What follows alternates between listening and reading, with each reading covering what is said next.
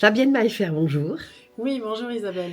Je suis très touchée que tu aies accepté cet entretien, puisque tu es quand même la référence dans le monde de la communication animale intuitive. Tu es psychopédagogue, psychotraumatologue, hypnothérapeute et spécialiste en communication animale. Tu as débuté ta carrière en tant qu'infirmière, puis tu as obtenu de nombreux diplômes que je ne vais évidemment pas tous évoquer ici. Cela fait 25 ans que tu te spécialises dans la communication avec le monde animal. En 2002, tu as fondé l'école de la conscience qui est dédiée à cette pratique. Et tu es également auteur de plusieurs ouvrages sur le sujet, notamment la communication animale intuitive et accompagner son animal en fin de vie et autres encore gâteries dont tu nous parleras du contenu plus tard. J'aimerais commencer peut-être cet entretien par la question des questions. Est-ce que tu peux nous expliquer, chère Fabienne, qu'est-ce que la communication animale intuitive et comment est-ce qu'elle est venue dans ta vie? Comment tu l'as découverte? D'abord, j'aimerais juste aussi dire que je suis pas la référente en communication animale, mais c'est pour ça que j'ai grimacé tout à l'heure quand tu as dit ça. En fait, je suis une des référentes. Excès de modestie, excès de Non, non, pas modestie. du tout.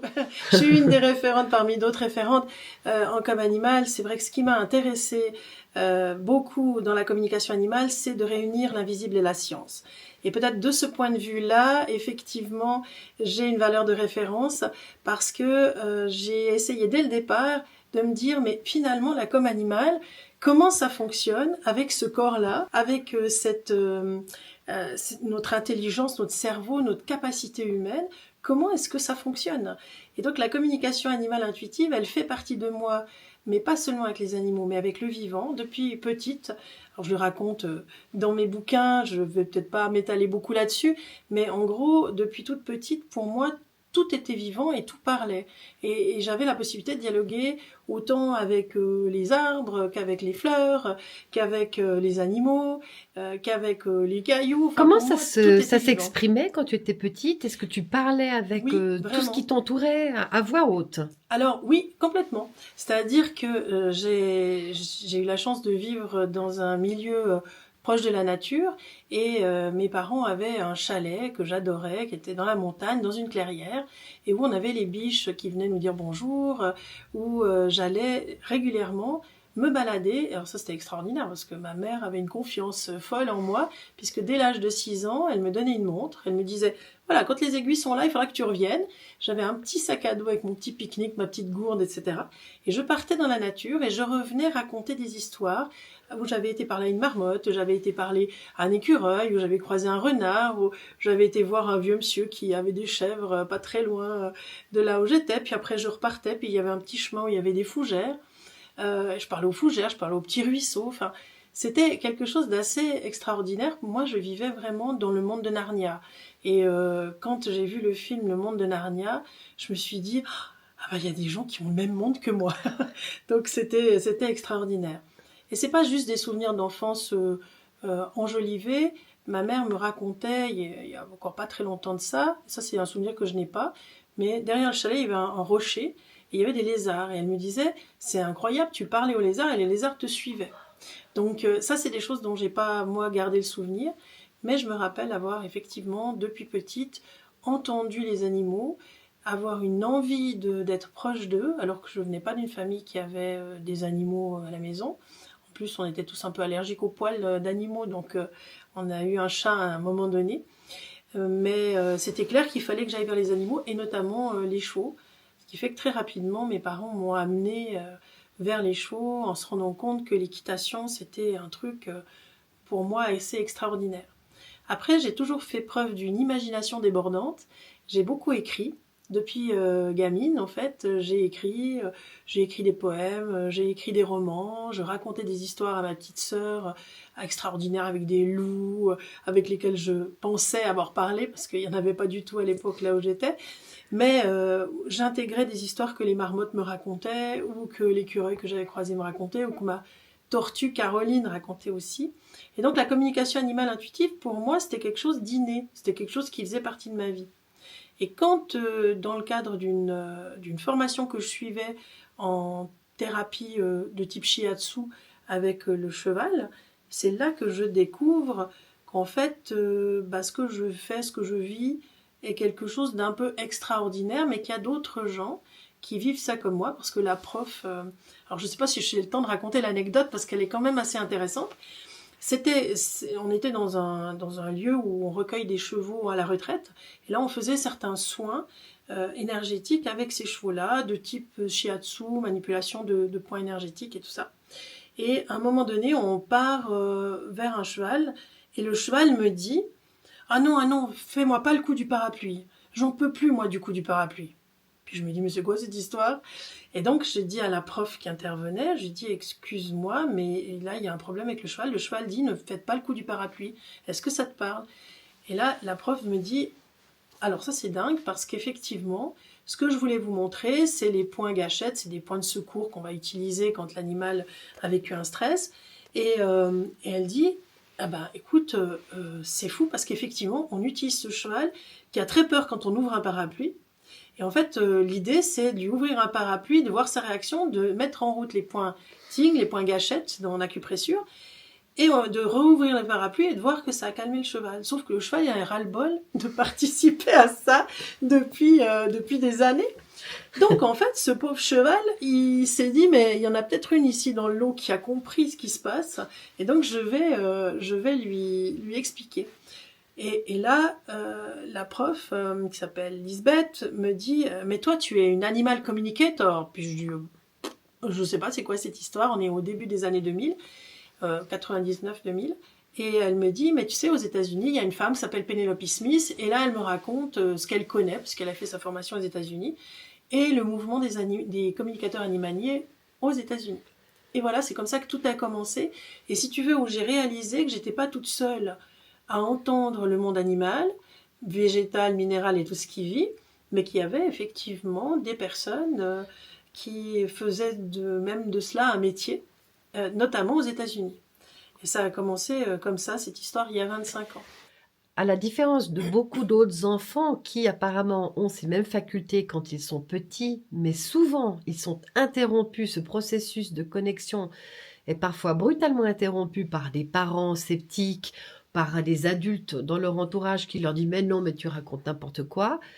Toi, tu n'as pas été confronté aux doutes des adultes qui t'ont stoppé ce don. Ça a été quelque chose qui a pu se vivre jusqu'à aujourd'hui sans interruption, si j'ai bien compris. Alors complètement, parce que la chance que j'ai eue, c'est d'avoir une mère institutrice qui trouvait que j'avais une imagination débordante. Elle ne s'est pas posé la question de savoir si c'était vrai ou faux ce que je racontais.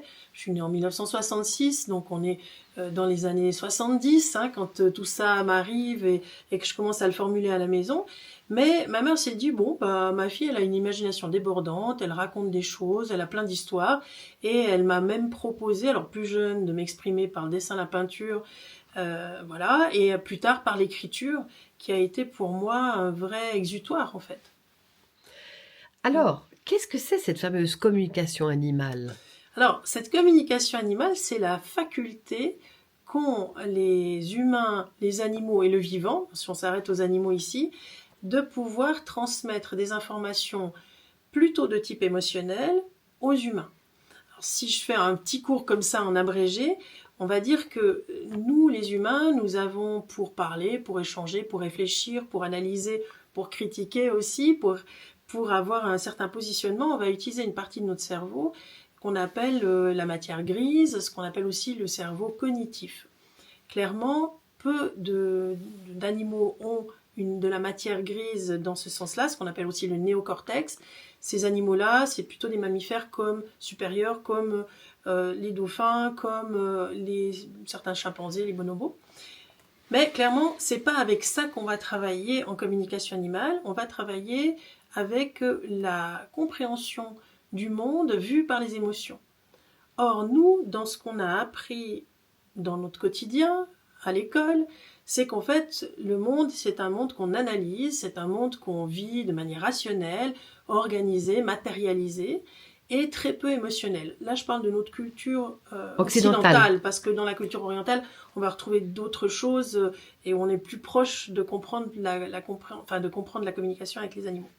Et donc, quand je m'adresse à un animal, je ne vais pas m'adresser à lui avec mon cerveau, mon mental, comme on dit. Je vais m'adresser à lui avec ma conscience, qui est en fait une partie de moi qui est connectée à mon intuition. Et cette intuition-là est elle-même connectée à mon corps. Et en fait, on va dire en clair, j'ai deux systèmes de compréhension dans la vie. Soit je comprends de manière analytique, scolaire, avec ma matière grise, et ça c'est important. Donc 1 plus 1 égale 2. Exactement. Soit je comprends avec les messages que mon corps reçoit, et ces messages-là, je vais les interpréter, je vais les comprendre, je vais créer ma cartothèque personnelle de compréhension des informations émotionnelles que me communiquent à travers une forme de conscience les animaux, mais aussi le vivant en général. Est-ce qu'on peut dire que tu traduis certaines émotions que te transmettent les animaux sous la forme d'images qui te permettent après coup de raconter ce qui se dit ou ça se peut vit être des pour l'autre? images, mais en réalité, c'est les 5 sens. C'est-à-dire que je vais autant recevoir des informations gustatives, olfactives, des informations auditives, des informations de clairsentience, des sensations de comment ça se passe. Je vais pouvoir décrire un poil d'un animal, et le tout fait le visuel en réalité. Alors souvent, les gens pensent que la communication animale intuitive, tout ce qui relève de l'intuition, c'est comme une espèce d'écran vidéo sur lequel tu passes un film. Bon, il s'avère que c'est pas tout à fait comme ça. En fait, il faut être capable de se rendre compte qu'est-ce qui vient de la perception gustative, olfactive, sensitive, etc. pour créer ce film. Sinon, on va être dans l'interprétation et la surinterprétation. Et c'est ce à quoi on arrive aujourd'hui, où il y a beaucoup de dérives aujourd'hui dans l'utilisation de l'intuition, parce que méthodologiquement, il y a une étape qui est loupée. C'est-à-dire que lorsque je reçois des informations intuitives, il faut d'abord que je comprenne par où elles s'inscrivent dans mon corps et quelle est ma cartothèque. Comment je perçois, par exemple, la joie chez un animal? Comment je perçois qu'il est triste? Comment je perçois qu'il est contrarié? C'est des émotions qui sont très différentes l'une de l'autre et qui sont de moins en moins évidentes pour les humains. Parce que le fait d'avoir par convention aplani en fait la possibilité pour les humains d'exprimer leurs émotions clairement parce qu'il ne faut pas faire trop de vagues, en fait les modulations émotionnelles, elles sont ravalées, elles sont plus très claires ou alors elles sont excessives. Parce que si je prends une émotion comme la colère, que tout le monde connaît, c'est pas la même chose d'être en colère, d'être en rage ou d'être contrarié. Et pourtant, c'est une modulation qui est dans le spectre de la colère. Comment je fais si je ne suis pas capable d'identifier cela, moi, en termes d'émotion, chez moi, pour reconnaître l'émotion chez l'autre?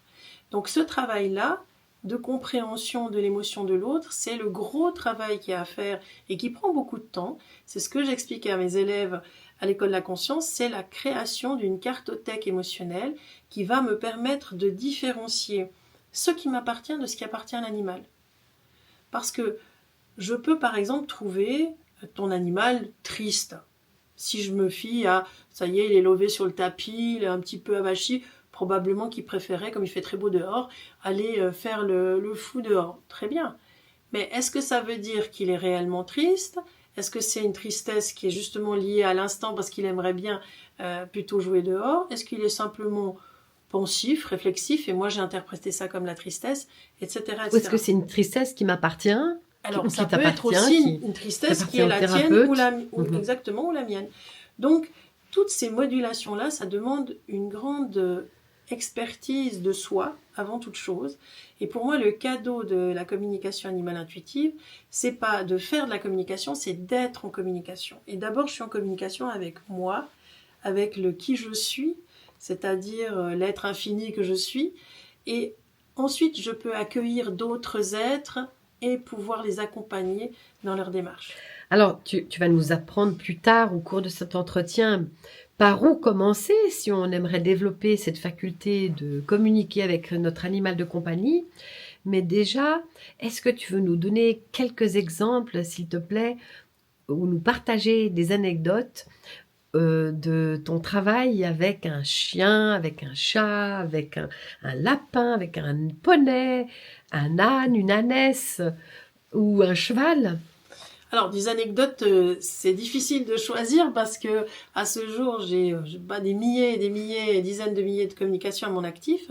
Je dirais que les anecdotes les plus marquantes sont les anecdotes où j'ai eu l'impression à un moment donné qu'il y avait une vraie rencontre entre l'adoptant, ou qu'on appelle aussi le maître ou le propriétaire ou le gardien de l'animal, et l'animal. Parce que pour moi, la communication animale intuitive, c'est avant tout de la relation d'aide. Les gens qui viennent demander une consultation sont des personnes qui sont en difficulté avec leurs animaux à un moment donné et qui aimeraient trouver une solution parce qu'ils sont allés voir leur vétérinaire, parce qu'ils sont allés voir un comportementaliste et ils sont toujours vraiment ennuyés et démunis et impuissants face à ce qui se passe. Alors, il y a des choses, par exemple, je pense à une anecdote avec un poney qui, lui, était vraiment pas du tout confortable dans sa vie. Alors, sa maîtresse, elle s'en rendait bien compte, hein, parce que le poney, il cassait les barrières, il cassait les fils, il filait toujours ailleurs, elle a changé je sais pas combien de fois d'écurie, et chaque fois, c'était la même histoire. Et donc, quelqu'un lui dit, bah tiens, appelle Fabienne Maillefer, et puis demande-lui ce qui se passe. Et la première chose que le poney dit, parce que moi, je travaille en direct, alors il y a plusieurs manières de travailler en communication animale, c'est-à-dire que les gens prennent rendez-vous sur mon agenda en ligne, ils m'envoient leurs photos 5 minutes avant l'entretien, 2-3 minutes avant l'entretien. Moi, j'ouvre la photo et en même temps, je téléphone aux gens. Je ne sais pas, j'ai juste leur nom, leur téléphone et leur adresse mail, mais je ne sais pas où ils sont ni où ils vivent, et je veux surtout pas avoir de détails. Et là, j'ouvre mon téléphone portable et je vois la photo de l'animal et je dis aux gens, ok, je vais d'abord lui demander, un peu comme dans un speed dating, comment est-ce qu'il va, qu'est-ce qu'il a envie de raconter dans sa vie. Et là, le poney, dont je ne savais rien de l'histoire, me dit, ah, mais moi, je ne sais pas encore combien de barrières il faudra que je casse dans ma vie pour qu'enfin elle comprenne que le problème, c'est pas les endroits où je suis, c'est que je ne veux pas vivre seule. Moi, je veux retrouver ma petite ponette Shetland. Et là, il décrit en fait une petite ponette Shetland adorable, comme mon ami Polly, si tu as connu cette époque-là. Oui, voilà, même genre, sûr. adorable. Et il décrit cette ponette. Et il dit, mais moi j'étais amoureux et on m'a enlevé de cette ponette, donc je fuis pour aller la rechercher. Et la dame me dit, oh là là, mais effectivement, mais ça remonte à quand même plusieurs années. Et vous avez raison, au moment où on a quitté cet endroit-là, il a commencé à fuguer, à casser les barrières, les fils, etc. Et je dis, est-ce qu'on peut savoir ce qu'est devenu cette ponette? Est-ce qu'elle vous appartenait pas? Non, elle n'appartenait pas à la dame. Et la dame a dit, mais moi, alors je comprends, mais ce que je peux faire, c'est m'engager à aller rechercher l'histoire de cette ponette, à savoir où elle est. Si cette ponette est à nouveau disponible, enfin pas à nouveau, mais si cette ponette est disponible à quelque part, alors je veux bien le déménager pour qu'il la retrouve, mais peut-être qu'elle est décédée, parce qu'on parlait d'un temps quand même donné qui remontait à 7-8 ans quand même. Ah ouais. Donc la dame était patiente, parce que ça faisait 7-8 ans que son cheval fuguait tout le temps, Ah ouais. à son poney. Et là, elle fait l'enquête, donc elle me rappelle quelques temps plus tard, et elle me dit, on a retrouvé la ponette, j'ai pu retrouver la propriétaire, et la ponette est âgée, mais ça va, et alors on va pouvoir les réunir à nouveau. Et je rappelle le poney, et je lui dis, écoute, c'est trop super, on a trouvé, si tu es d'accord jusque-là, sois patient, parce qu'il va falloir que ta maîtresse s'organise, et nous les humains, des fois on ne s'organise pas aussi vite que ce que les animaux aimeraient, mais c'est bon, on va vous réunir à nouveau. Et là, le poney me dit, j'y crois pas. Et j'ai ressenti à l'intérieur de moi, tu sais, c'était à la fois, en termes d'émotion, c'était à la fois de la joie, de la tristesse, de l'incompréhension. Il y avait tout ce qu'il avait vécu ces années, où il n'avait pas été compris, où on l'avait traité de caractériel, où on avait... Ouais. Et tout d'un coup, voilà que là, on avait enfin compris quel était son problème. Et bon, c'était miraculeux qu'on puisse les réunir. Et alors, si par hasard, la personne tombe sur cette vidéo, elle se reconnaîtra. Et maintenant, il coule des jours heureux. Mais non. Et la propriétaire de la petite ponette Shetland est très contente, parce qu'effectivement, la ponette n'était pas non plus très, très, très facile depuis.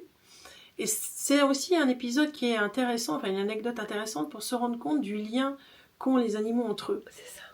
Et si je pense aux équidés, moi je suis un peu spécialisée là-dedans parce que j'en ai eu toute ma vie et je vis avec eux depuis 25 ans au quotidien. Mais souvent, les équidés, surtout les chevaux de centre équestre ou autres, ils sont transbahutés d'un endroit à l'autre parce que voilà, ça plaît pas aux gens, parce que ils aimeraient ça pour leur cheval, ils veulent toujours autre chose, sans forcément poser la question au cheval lui-même et lui demander qu'est-ce que tu veux toi, pour toi. Parce que le cheval est probablement un des animaux domestiqués qui change le plus d'endroits et qui doit le plus faire de deuil de ses copains parce que sa maîtresse pense que c'est mieux qu'on change d'endroit. Mmh. Alors que parfois, nous, on a des exigences où on pense que ça va être mieux. Et puis en fait, le cheval, lui, il est tout à fait bien, il se contente de ce qu'il a. Il a peut-être pas l'écurie 18 carats ou 5 étoiles, mais au moins il a des copains. Si tu te rends compte le nombre de fois où tu dois faire le deuil des copains, sachant qu'un cheval, il lui faut entre 6 et 12 mois pour s'habituer à un lieu. Et un cheval dans sa vie, un cheval de concours par exemple, dans sa vie, il change au moins 15 fois de lieu dans sa vie de cheval. C'est énorme en termes de ce qu'on leur demande d'adaptation et tout ça. Donc on peut demander à un cheval où il aimerait vivre, ou s'il a besoin de déménager, ou s'il est bien là où il est. C'est ça, avant de déménager, on peut déjà lui demander si ça lui va. Parce que ce que nous, on va évaluer du point de vue humain, on n'est pas un cheval, ni un âne, ni un poney. Donc on peut déjà leur demander si ça leur convient ou pas. Dans la mesure du possible, on peut répondre à leurs demandes, mais pas toujours. Mais disons, de leur poser la question, c'est important. Puis on va retrouver la même chose par rapport à différents animaux.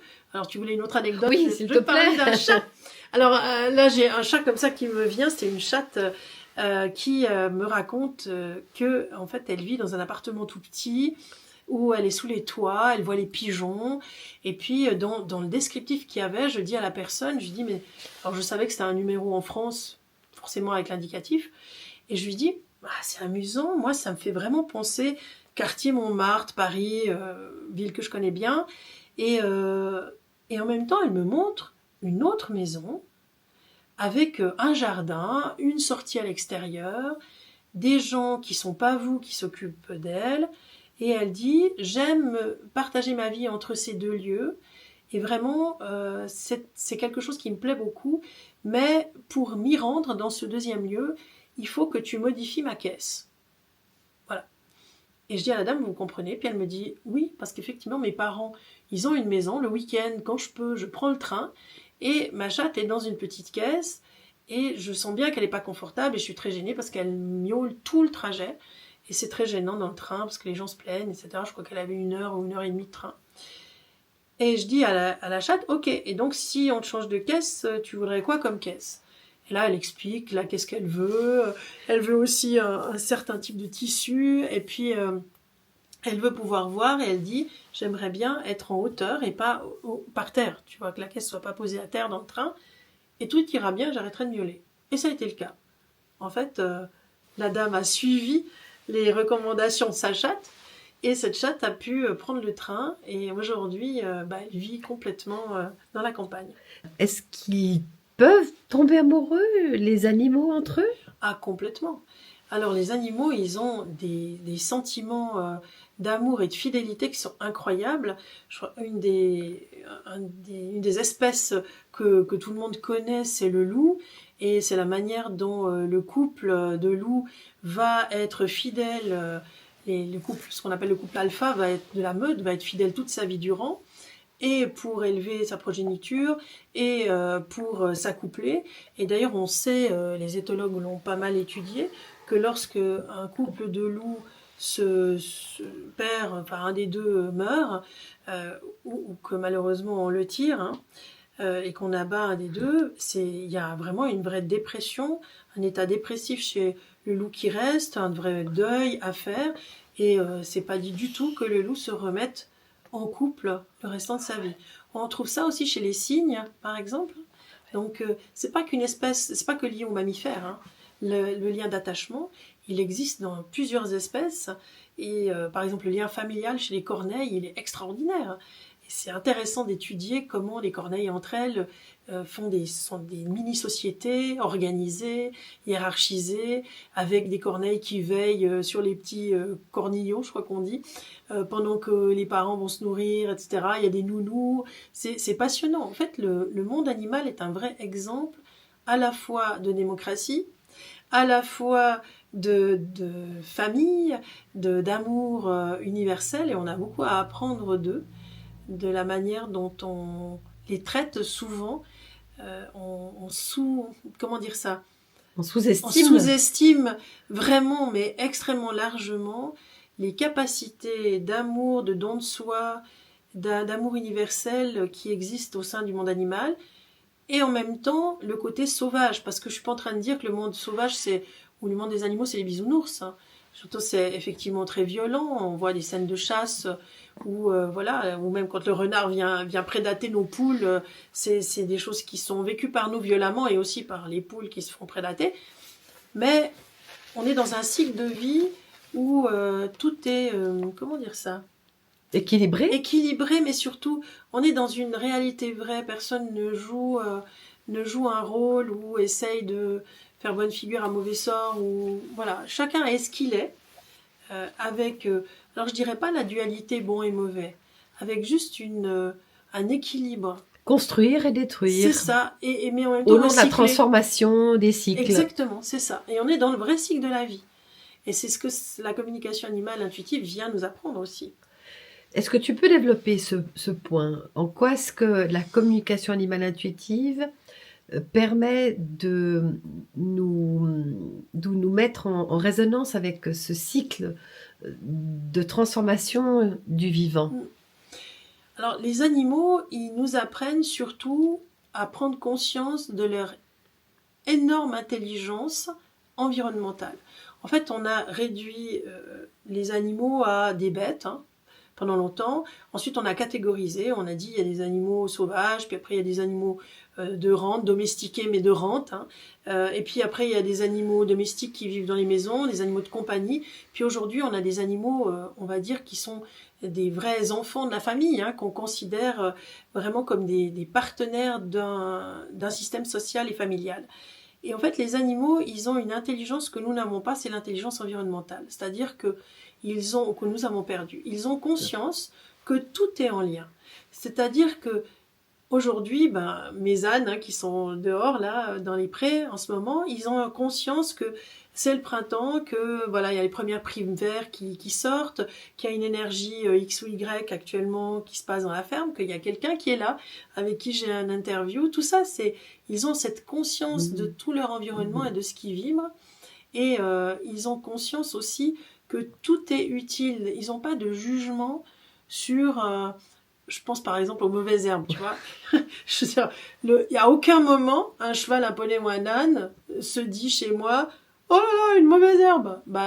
Il va simplement pas la manger. Parce que pour lui, ce n'est pas quelque chose d'intéressant. Mais il va pas émettre un jugement.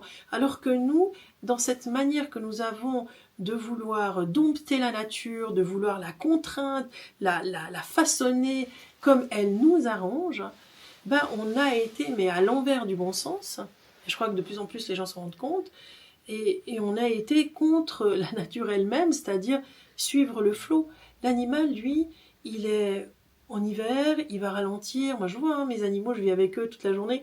Donc, ils vont ralentir le rythme, ils vont se mettre au rythme de la lumière. Et voilà, il y a l'herbe un peu gelée, ils vont gratter, ils vont manger 2-3 brins d'herbe, puis ils vont profiter quand l'herbe repousse, etc. Ils vont prendre du temps, là, ces jours où il y a du soleil. On a eu toute une période de froid intense et de bise dans cette région. Tu vois, dès qu'il y a un rayon de soleil, ils sont là. Donc, ils ont une manière contemplative et rythmée d'appréhender leur environnement. Et le fameux carpe diem, ou le vivre à l'instant donné et ne pas se projeter dans le futur ni dans le passé, eux, ils l'ont complètement. Ça ne veut pas dire que c'est des inconscients pour autant. Mais leur conscience environnementale, quand ils sont dans un environnement qui leur convient, leur permet d'être des êtres équilibrants pour nous. Et j'ai vraiment l'impression que la mission des animaux de compagnie depuis une dizaine d'années a vraiment changé. Peut-être parce qu'il y a une conscience à travers la communication animale qui s'est développée. Il y a une conscience que les animaux ont une conscience et que ce n'est pas juste des bêtes pour un grand nombre d'entre nous. Et qu'en fait, ils ont un rôle vraiment régulateur aussi émotionnel des humains. Ils en prennent pas mal, hein. c'est les animaux tendresse, c'est les animaux de substitution de la solitude, c'est les animaux qui nous amènent du pétillant dans notre vie, de la joie. Tu parlais de ton chien Alovski, tu veux le prendre absolument avec toi, bah oui, parce qu'il fait partie de toi, et c'est tout à fait normal. Mais toutes ces choses-là font que aujourd'hui, moi je pense que l'humain, il faut vraiment qu'il s'intéresse aux animaux avec un autre regard que le regard qu'il a eu jusqu'à maintenant de pauvre bête, hein, en dessous, c'est-à-dire avec une question de hiérarchie, l'humain ayant tendance à se placer au-dessus. Ou bien exutoire aussi. Aussi exutoire, tout à fait. Il y en a qui se défoulent malheureusement ça. sur leurs animaux parce qu'ils ne peuvent pas exprimer leur colère et leur frustration sur quelqu'un d'autre. Et malheureusement, ces animaux sont leurs victimes. Oui. Et les animaux, en fait, ont cette capacité de lisser et d'harmoniser. Si on est à leur écoute, en fait. Ils font un énorme boulot avec nous et il faut vraiment être reconnaissant. Et ce que me disent les élèves qui suivent les formations actuellement que je donne, ben les élèves disent mais c'est incroyable. J'avais une personne en supervision ce matin, une participante à un de mes stages, et elle me dit mais tu sais c'est incroyable cette formation, ça m'a bouleversée. Ça a changé ma vision du monde, et c'est quelqu'un qui a plus de 50 ans. Elle dit ça a changé tellement de choses parce que tout d'un coup je comprends à travers les yeux des animaux combien des choses auxquelles j'avais jamais donné d'importance est important en réalité pour nous les humains, pour notre propre équilibre. Et combien aussi, cette personne disait, je dois m'occuper aussi de moi et de mon corps, que j'ai toujours négligé, que j'ai mis de côté. Alors que je me rends compte que les animaux, ils prennent beaucoup de temps à méditer. On pense souvent que nos animaux, ils dorment. Alors je dis souvent à mes élèves, non, les animaux, ils ne dorment pas. En fait, les animaux méditent une grande partie du temps. Bien sûr, ils dorment aussi, mais disons, ils méditent, ils sont en lien avec ce qui se passe autour, en résonance. Ils s'arrêtent. Nous, on est en résonance avec quoi? On passe notre temps à répondre à notre téléphone, à courir partout, aller d'un rendez-vous à l'autre, et puis je suis pas mieux que tout le monde, hein. C'est à quel moment que je m'arrête pour dire où j'en suis. Donc les animaux, en fait, ils ont cette faculté de pouvoir aussi nous amener à nous arrêter. Parce que quand tu as un chien, à un moment donné ou à un autre, il faut bien qu'il sorte et puis qu'il aille faire ses besoins, et puis que, si possible, tu ailles te promener avec lui, et quand tu es dans la nature, automatiquement, quand on est dans la nature, notre rythme ralentit pour être au juste rythme. Et le ralentissement, pour moi, c'est une des clés que nous donne le monde animal, de dire slow, tranquille, cool, comme diraient les jeunes, hein, c'est attends, prends ton temps, apprécie. Au début, quand j'allais promener mes animaux, mes chiens, j'en ai eu quelques-uns comme ça dans ma vie, au début, je disais toujours aux gens, je répondais au téléphone, je disais c'est mon bureau de campagne. Maintenant, j'essaie de le faire pratiquement, si c'est possible, presque jamais. Parce que je me suis dit, mais si je suis avec ma chienne, en ce moment, si je suis avec ma chienne et que je suis en train d'être en balade avec elle, c'est pas pour être au téléphone avec quelqu'un d'autre, parce que ça veut dire que d'un point de vue attention, je suis dissociée. Je donne une attention à quelqu'un alors que je suis en train de promener avec elle et que c'est un moment privilégié pour elle. Donc, c'est important de prendre le temps de faire une chose à la fois. Et ce qui se passe aujourd'hui dans notre monde, où on est catapulté dans tous les sens, on est un peu comme des pop-corn, hein, on va un peu dans tous les sens, parce qu'on est tellement sollicité par plein d'informations. Et s'il y a une évolution phénoménale d'Internet et de toute la technologie, une chose est sûre, c'est que notre cerveau, lui, il n'a pas évolué à cette vitesse-là. Et notre cerveau, il n'est pas fait pour recevoir autant d'informations à la minute.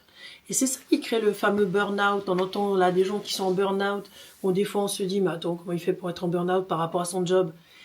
Le burn-out, il vient de toutes les informations qu'on reçoit sans arrêt, sans pouvoir mettre notre cerveau au calme. C'est pour ça que la méditation a pris son essor depuis quelques années, parce que c'est un moment où tu fais silence avec toi. Les animaux, ils l'ont compris, puisqu'ils sont en méditation tout le temps. Et ça, tu l'apprends à travers la com animale, parce qu'en fait, pour rencontrer les animaux, quand tu fais de la communication animale et que tu te mets dans l'état qu'il faut pour communiquer avec eux, tu vas aller sur une espèce de fréquence, on va dire, hein, cérébrale.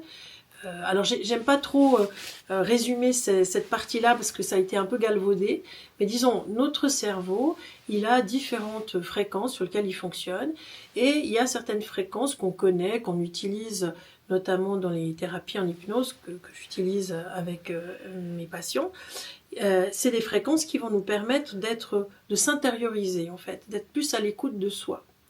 C'est ce qu'utilise le mindfulness, par exemple, ce qu'utilise le yoga depuis fort longtemps, c'est d'être dans une fréquence cérébrale qu'on a pu mesurer, qui s'appelle la fréquence alpha notamment, mais on en a plusieurs autres, et de pouvoir, dans ces instants-là, se réunir, comme si on ramassait les petites pièces du puzzle là, qui sont exposées partout, et d'être en connexion avec soi, et de pouvoir être en connexion avec l'autre. Et les animaux, ils passent leur temps à se réunir et à se rassembler pour rester sur cette fréquence-là, qui est la fréquence, j'ai envie de dire, de l'enracinement. Et quand on est agité autour de nos animaux, ils passent beaucoup de temps pour essayer de nous ramener. Et en fait, c'est des animaux qui ont une qualité, j'ai envie de dire, de guérisseurs. Presque tous nos animaux qui vivent avec nous sont des guérisseurs, parce qu'ils nous amènent à nous apaiser et à baisser le rythme un peu. Alors, est-ce qu'on communique avec un chien de la même manière qu'avec un cheval, un lapin, une ânesse ou une abeille, voilà. Parce qu'en fait, on peut communiquer avec tous les animaux. Est-ce que c'est la même langue d'un animal à l'autre? Complètement. En fait, la communication animale intuitive, si tu veux, ça fonctionne comme ça.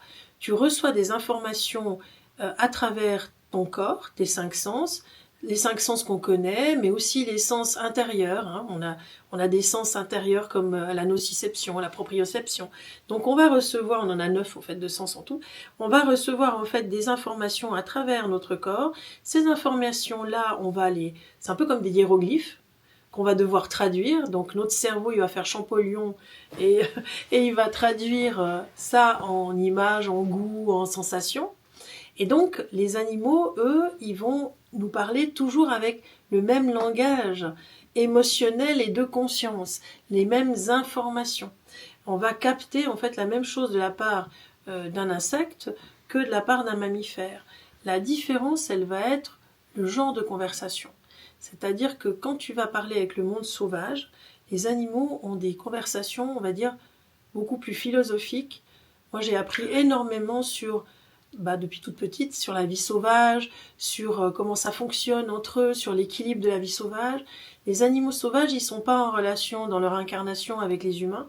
Ils sont pas venus pour ça. Ils sont venus pour travailler à un autre niveau énergétique. Et sur l'énergie, ils travaillent avec la Terre, vraiment la Terre Gaïa. Donc ils travaillent avec l'énergie de la Terre et ils travaillent sur le diapason de la Terre, sur l'équilibre de la Terre, les animaux sauvages. Et puis, les animaux domestiques, eux, ils ont eu une autre mission de vie. Ils ont fait un choix d'incarnation pour être auprès des humains. Et là, ils vont avoir, alors des fois des soucis très humains, des soucis de bien-être, puisqu'ils sont tributaires de nous, pour leur dodo, leur nourriture, leur sortie. Et ils vont avoir d'autres soucis que les animaux sauvages. Et leur discours sera moins philosophique, sera plus proche de discours qu'on peut avoir dans une famille sur tu rentres à quelle heure, qu'est-ce que tu voudrais que je te ramène, qu'est-ce que tu aimerais manger, etc. Qu'est-ce que tu veux dire par discours philosophique venant du discours, entre guillemets, des animaux sauvages? Est-ce que tu as un exemple, une anecdote concrète où tu as reçu un enseignement philosophique d'un animal sauvage? Alors j'en reçois souvent parce que c'est les animaux avec lesquels j'ai le privilège de parler depuis toute petite, plus les animaux sauvages que les animaux domestiques, puisque comme j'ai expliqué au début, on a eu 2 lapins et finalement un chat et finalement plus parce que on avait des problèmes d'allergie dans notre famille. Donc c'était surtout avec les animaux domestiques, les oiseaux, encore aujourd'hui. Et en fait, les animaux sauvages, oui, c'est ça. Les animaux sauvages sont des animaux qui vont expliquer un peu comment on fonctionne. Moi, j'ai eu l'impression d'avoir des enseignements de Dalai Lama, c'est-à-dire comment fonctionner sur Terre. Et un des grands enseignements, c'est les enseignements d'une baleine qui s'appelait Ita, Y-T-A-H. Elle m'a en plus donné son nom et qui m'a raconté à travers plusieurs voyages que certains pourraient qualifier de voyages chamaniques, mais à travers plusieurs connexions, comment je pouvais orienter ma vie, en quoi les humains avaient un rôle à jouer pour la compréhension du monde, en quoi les humains pouvaient aussi élever la conscience du monde, en quoi certains humains pouvaient, par leurs paroles réconfortantes, avant qu'on parle du pouvoir de l'attraction et des choses qui sont un peu modernisées dans l'approche New Age ces dernières années, mais Ita me disait, Tu vois, c'est pas important le nombre de gens qui sont comme toi et qui croient aux animaux. L'important, c'est que quand vous y croyez, vous mettiez plus ça en doute. Et que vous soyez pas toujours en train de douter en vous disant j'ai inventé, c'est pas possible. Et puis vous allez amener du soleil chaque fois que vous communiquez avec un animal, vous rayonnez avec tous les animaux de la même espèce, vous amenez du soleil dans leur vie. Et c'est aussi ces animaux-là qui m'ont appris à ne plus me révolter contre la maltraitance animale. Ah ouais. Parce qu'en fait, pendant longtemps, comme beaucoup, j'étais très en colère Ah bah oui. quand je voyais circuler sur les réseaux sociaux des histoires de maltraitance. Et au cours d'une conversation avec un des animaux sauvages avec lequel j'ai l'habitude de parler, que ce soit des renards, des blaireaux, Ita ou d'autres, des éléphants ou d'autres animaux, j'ai dit mais qu'est-ce que je peux faire moi par rapport au massacre des animaux Ou des dauphins, par exemple, voilà, qui sont pêchés massivement par les Japonais. On a eu tout ce qui s'est passé avec Sea Shepherd, qui a voilà. beaucoup, et tout ce que Paul Watson et les associations comme Sea Shepherd ont fait dans leur vie pour protéger les mammifères marins.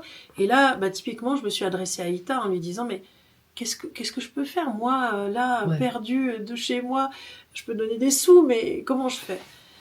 Et Ita m'a dit, surtout ne te révolte pas.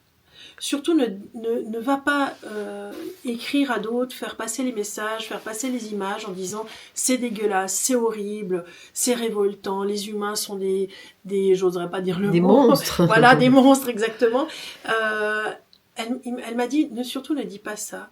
Ce que tu dois faire, c'est envoyer vraiment beaucoup d'amour à tous ces animaux qui sont sacrifiés et massacrés.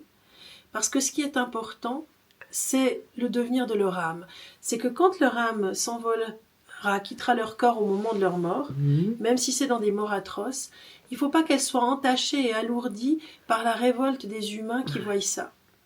Mais il faut que vraiment elle soit allégée, que cette souffrance n'est pas servie pour rien, que ça colle pas l'âme, si je peux dire ça comme ça, parce qu'en plus il y a des miasmes, il y a des égrégores de gens qui sont très fâchés et qui vont se coller, si tu veux, sur l'âme de ces animaux massacrés.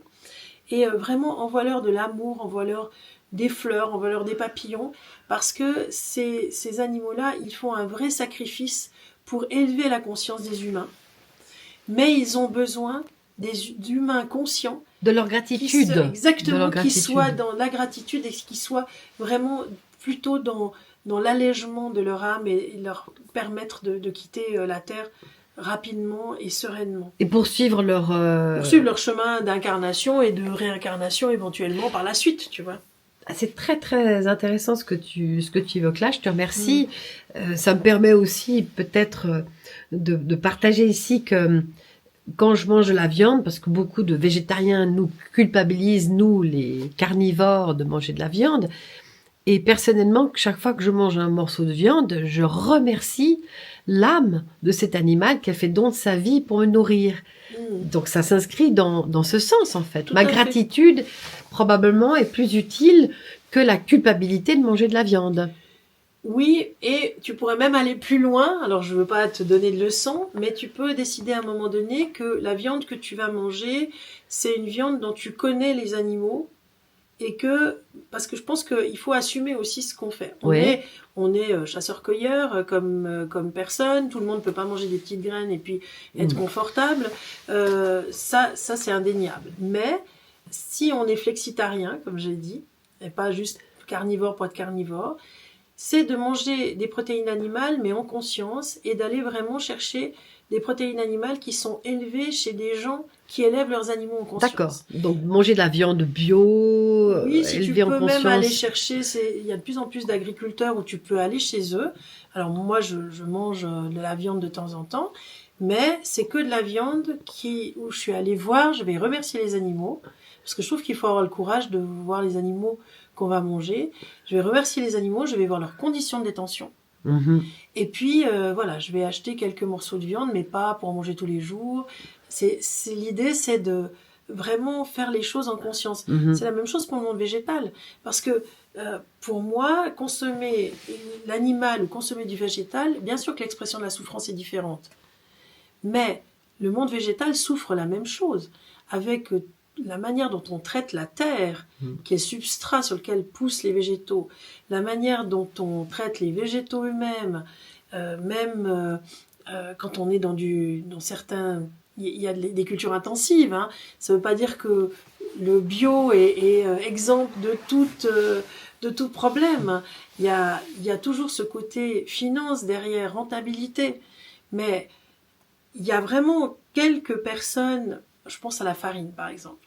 Moi, je vais acheter ma farine, je fais mon pain chez des gens qui vont vraiment cultiver en conscience leur champ. Alors, c'est clair que ma farine, je la paye plus cher. Dis-nous, c'est qui par exemple? C'est intéressant. Chez qui tu vas acheter ta farine? Alors je vais acheter ma farine dans le coin chez moi, chez Stéphane Détard par exemple, qui moud lui-même sa farine avec une meule en pierre, qui va moudre doucement le grain. Il va suivre tout le processus de A à Z. Donc lui, il va semer du blé ancien dans ses champs. Il va moudre avec sa pierre. Il va mettre en paquet au fur et à mesure. Et sa femme fait des très très jolis paquets. Tout est génial de A à Z. C'est-à-dire tout est fait en conscience, y compris l'emballage. Dans quel village il se situe? Il est à Suchy. Suchy, c'est au-dessus d'Yverdon, dans la région, voilà. Et Stéphane Détard, c'est la ferme du Petit Noyer, voilà. Et Stéphane, lui, il propose aussi d'autres produits de collègues, parce que il a une espèce de petite épicerie, un petit magasin, il a un shop en ligne, tout est indiqué sur son site. Et en fait, lui, il fait vraiment les choses en conscience avec des gens qui sont aussi dans le même état de conscience. Et le pain, il a un autre goût. C'est juste autre chose. C'est pas seulement lié à la qualité du blé, mais c'est lié au fait que pour moi, il a de la conscience jusqu'au bout. C'est l'histoire des recettes de grand-mère. Tu peux donner à un bistrot la recette de ta grand-mère, elle aura jamais, même si le bistrot, ça aura jamais le goût de ta grand-mère, même si les ingrédients sont les mêmes, parce que ta grand-maman, elle mettait l'amour qu'elle a pour ses petits-enfants dans la cuisine, en fait. Alors, donc c'est énergétique tout ça, hein, j'en suis consciente, mais... Est-ce que les animaux se réincarnent? Alors, pour moi, clairement, les animaux se réincarnent comme les humains. Alors, je ne veux pas, disons, heurter les consciences quand je dis ça. Chacun et les croyances. Chacun est libre d'y penser, enfin, d'y croire ou pas. Hein, je ne fais pas de prosélytisme. Mais clairement, les animaux se réincarnent d'une vie à l'autre. Et il y a même des âmes animales ce que j'ai appelé, moi, les âmes traversantes. C'est-à-dire des âmes animales qui reviennent dans la vie des humains d'une incarnation à l'autre et aussi entre les vies. C'est-à-dire, quand nous quittons notre corps, on va pas forcément aller boire des mojitos sur une plage ensoleillée dans l'au-delà. Dommage. Voilà, peut-être qu'il y a un bar à mojitos, mais disons, on va continuer notre évolution en tant qu'âme dans l'entre-vie. Et puis, à un moment donné, on va revenir dans la vie terrestre, ou une autre vie, mais parlons de la vie terrestre. Et puis, dans ce moment d'incarnation, souvent, on est accompagné par une âme animale qui va pas forcément se réincarner. Notre chat va pas forcément revenir dans toutes nos vies comme chat, mais qui va se réincarner et croiser notre route à un moment donné et nous accompagner sur un moment clé de notre vie. Mais ça peut être sous la forme d'un lapin. Ça peut être un lapin, et puis ça peut être même dans une même vie, tu peux avoir plusieurs fois la même âme animale qui s'incarne dans des animaux différents. Je raconte une anecdote d'ailleurs dans un de mes bouquins, où clairement, à un moment donné, une dame me dit, mais mon chien, je fais de l'agilité avec, j'ai un problème parce que mon chien, chaque fois que je suis devant un obstacle où il y a une espèce de truc avec de l'eau, là, comme une bâche, si tu veux, qu'un petit obstacle, bah, il veut pas passer. Et c'est embêtant parce que chez l'entraîneur, on aimerait bien qu'il fasse ça, même si dans les concours, il n'y a pas, mais il faut qu'il passe tous les obstacles.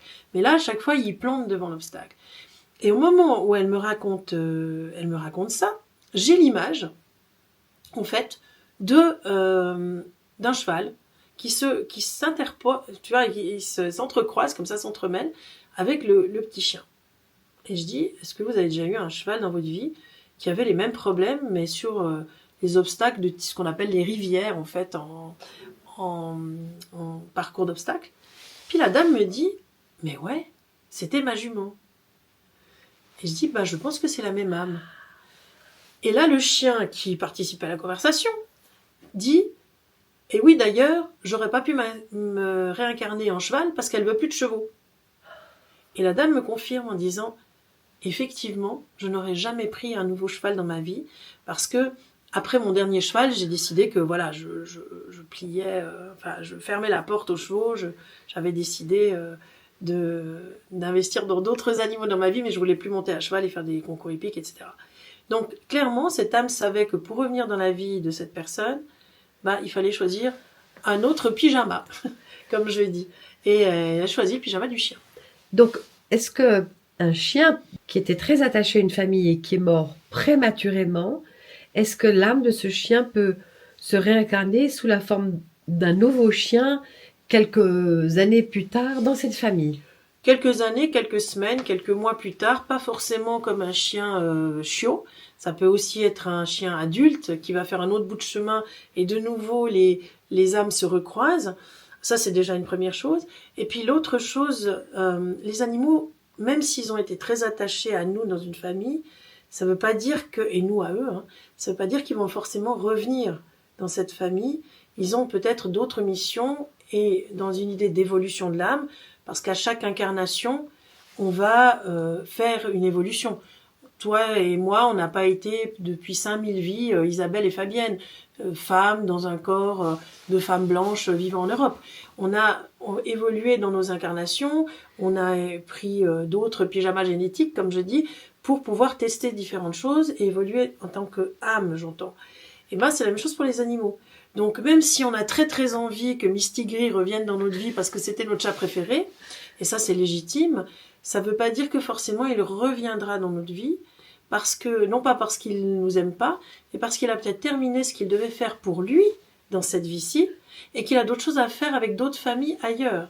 Parce que ce qu'on oublie souvent, c'est que les animaux viennent dans nos vies, c'est un peu comme les enfants, il y a un double rôle, si tu veux, au niveau de l'âme. L'animal, il vient dans notre vie pour lui, d'abord, et ensuite aussi pour nous aider à faire un chemin, comme nos enfants. En fait, nos enfants, ils viennent dans la vie pour nous aider à faire un chemin, à évoluer, et pour évoluer eux-mêmes. On est dans ce même rapport. Donc, à un moment donné, quand l'animal et l'âme animale quittent la Terre, elle peut ne pas forcément revenir dans notre famille, mais se réincarner dans une autre espèce ou dans la même.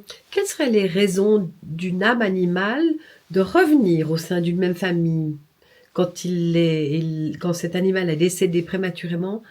Pourquoi est-ce qu'il reviendrait dans le cas précisément de ton petit chien qui était avant un cheval? Alors c'était ce que j'avais commencé, c'est vrai que j'ai pas fait terminer, sur les âmes traversantes. Ah là. C'est-à-dire qu'il y a des animaux qui ont une mission de vie, un peu comme les anges gardiens, si tu veux, dans la conception judéo-chrétienne.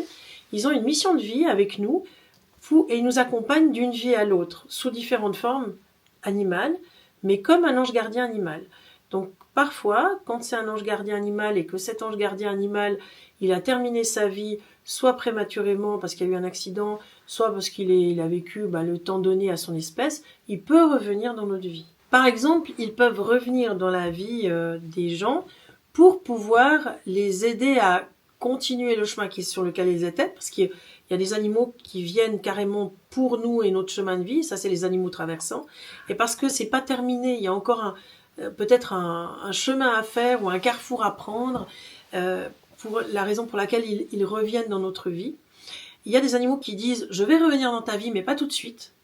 Parce que maintenant, j'aimerais bien, ça m'est déjà arrivé assez souvent, maintenant j'aimerais bien que tu prennes du temps pour toi, ou bien que tu décides de faire enfin ce dont tu rêves. Alors, je pense à un chien, où les gens ont perdu leur chien, c'était un couple, perdu leur chien assez dramatiquement, dans le cadre, ils sont partis en vacances, le chien a eu un problème de santé, il y a eu un couac avec la personne qui s'en occupait, le vétérinaire de garde, enfin voilà, une succession de choses qui fait que malheureusement, l'animal est décédé, les gens sont rentrés en urgence, mais je crois qu'ils sont juste arrivés ou pas au moment de la mort de l'animal, et c'était pas du tout attendu. C'était vraiment un cas aigu, qui était parti comme ça.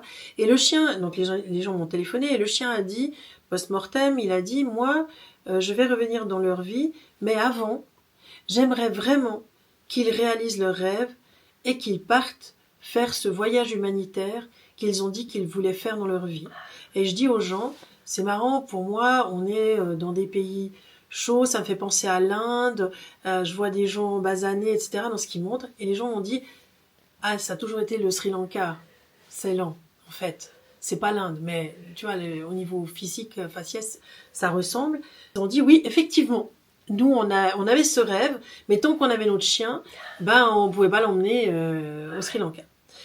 Et ils ont dit, ok, alors on va obéir entre guillemets à ça, à cette injonction. Ça va être l'occasion qui nous est donnée. Donc tu vois, les mystères de la réincarnation, du pourquoi, c'est tellement individuel que j'aurais de la peine, et ça serait pas honnête pour les gens qui nous écoutent, de leur dire oui, c'est toujours pour ça ou pour ça. C'est vraiment très très individuel et très propre à l'évolution de chacun. Mais il y a une petite anecdote que je voulais rajouter. Un jour, je reçois une dame dans mon cabinet avec la photo de son animal défunt, parce qu'à une époque, je consultais aussi les gens venaient avec leurs chiens, carrément, ça c'était sympa. Ou bien je me déplace aussi dans les écuries pour les chevaux. Les chats, on les fait pas trop se déplacer, ils aiment pas trop. Et là, en fait, cette dame, elle vient avec la photo de son chien décédé, et elle me dit, écoutez, voilà, j'aimerais une communication avec mon chien qui est décédé il y a 2 mois ou 3 mois, parce que j'aimerais tellement qu'il revienne dans ma vie. Mais en même temps, je sais pas trop, elle me dit. Et là, le chien raconte plein de choses. Moi, j'utilise beaucoup les éléments de validation pour être certain, j'en parlerai peut-être tout à l'heure si tu veux, pour être certaine que je suis bien avec le chien et pas en train de sculpter les nuages, comme j'aime à dire. C'est-à-dire en train d'interpréter. C'est ça, ou de sculpter les nuages, ça veut dire d'inventer une histoire, tu vois. Et donc, j'amène certains éléments de validation qui concernent le caractère, les habitudes de vie du chien. La dame me confirme que je suis bien avec le bon chien, que c'est bien son chien qui me parle depuis l'au-delà. Et le chien dit, le problème, c'est pas de savoir si je vais revenir dans ta vie ou pas au niveau terrestre. En fait, ce que j'aimerais, c'est que tu conserves mon urne. Et là, la dame me confirme que le chien n'a pas été enterré, mais bien incinéré. Et qu'on soit ensemble dans la tombe. Et moi, j'étais très gênée de dire ça, donc j'ai essayé vraiment, je suis psy quand même, hein, j'ai essayé de mettre un petit peu des virgules, mais à un moment donné, l'animal insistait beaucoup, et je lui dis, est-ce que, voilà, je veux pas heurter niveau croyance, niveau heurter vous-même, est-ce que ça vous parle? Et la dame me regarde, elle a un énorme sourire, et elle me dit, Madame, j'ai un cancer en stade terminal. Mon chien vient de me donner le plus beau cadeau. Alors je vais demander que ses cendres m'accompagnent dans la tombe. Et même aujourd'hui, tu vois, j'en reparle des années après, ça me fait des frissons, parce que, bah, tu vois comment on est les humains. Moi, j'étais très gênée de dire un truc pareil. Je me disais, attends, je peux pas lui raconter ça. Et le chien me disait, oui, vas-y, tu peux lui dire. Et en fait, c'était juste ce que la dame avait besoin d'entendre. C'est qu'en fait, le chien serait non seulement là pour l'accueillir dans l'au-delà, mais en plus de ça, ils seraient ensemble dans le départ de la vie terrestre, puisqu'elle aurait son urne avec la sienne, enfin le mélange des deux cendres. Et justement, est-ce qu'on retrouve son animal après sa mort? Alors nos animaux, ils nous attendent. Et ça, c'est vraiment un message, s'il y a qu'une chose que tu gardes de toute notre interview, garde celle-là, parce que c'est un message d'espoir. Nos animaux, ils nous attendent vraiment dans l'au-delà. On n'est jamais seul, et quelles que soient nos croyances, vraiment nos animaux nous attendent. Et j'ai vécu cette expérience de très près, il y a à peu près 2 ans de ça, 1 an et demi de ça, où face à quelqu'un qui était pas du tout croyant et qui pensait que la mort c'était le vide total, c'est-à-dire que la vie, c'est un tapis roulant, puis à un moment donné tu meurs et puis tu tombes, puis il n'y a plus rien. Et cette personne-là, dont j'étais proche, je l'ai invitée en lui disant, il y a les chats qui sont autour de vous, et ces chats-là, ils vont vous accompagner dans l'au-delà, ils sont déjà décédés, ils vont vous accompagner sur le chemin au moment de votre décorporation, hein, au moment où l'âme quitte le corps, et ils vont vous amener vers le chemin de l'au-delà. Même si vous croyez pas qu'il y a un au-delà, même si vous croyez pas qu'il y a des gens qui nous attendent, que les personnes qu'on a aimées, qu'on est accueillis par nos anges gardiens, par voilà toutes les croyances que l'on peut avoir, hein, suivant de quelle origine on est. En tout cas, les animaux vous attendent. Et vos 2 chats vous attendent. Et la première chose que cette personne m'a dite, avec qui j'ai eu un contact après son décès, la première chose que la personne m'a dite, c'est « mes 2 chats sont là ». Et c'était juste tellement génial que cette personne ait pu croire au moins que les chats seraient là, parce que je sais qu'à partir de là, le chemin est fait. C'est-à-dire que même si la personne meurt en ayant la conviction qu'il n'y a rien derrière et que la vie s'arrête, point, le fait d'avoir été OK de suivre les chats de son vivant Pour moi, c'est de la rédemption, c'est ça la guérison spirituelle. Je savais que c'était gagné, que l'âme errait pas dans le néant en sachant pas, en trouvant pas la suite de son chemin. Combien de temps après le décès d'un animal tu peux communiquer avec son âme? Est-ce qu'il y a un délai Alors, finalement, il n'y a pas de délai officiel, mais ce que je dis souvent aux gens, c'est d'attendre au moins une quarantaine de jours. Alors, pourquoi 40 jours? Parce que c'est, dans mon livre « Accompagner son animal en fin de vie », j'explique un peu le cheminement de l'âme post-mortem, mais c'est à peu près le temps qu'il faut pour que l'âme animale fasse les différentes étapes pour rompre les liens avec la terre et la matérialité, et pour s'installer dans l'au-delà. Et puis, ça permet aussi aux gens, et ça c'est une donnée importante, de commencer à faire le deuil de cet animal qui est parti, pour ne pas rechercher le fac-similé de l'animal. Parce que souvent, la question des gens qui veulent parler tout de suite après le décès d'un animal, c'est savoir s'ils vont bien, si l'animal va bien, et savoir quand il revient. Or, l'animal, il n'est pas du tout dans ce trip-là. Il a d'autres choses à faire. Imagine l'âme, en fait, qu'elle soit humaine ou animale, elle arrive. L'âme, c'est quelque chose de plein et d'infini, qu'elle soit animale ou humaine. Et elle doit s'enfiler dans une espèce de combinaison de plongée à la taille du chat, du chien ou du cheval. Et t'imagines la combinaison de plongée, 3 tailles trop petites, et au moins, et sans savon.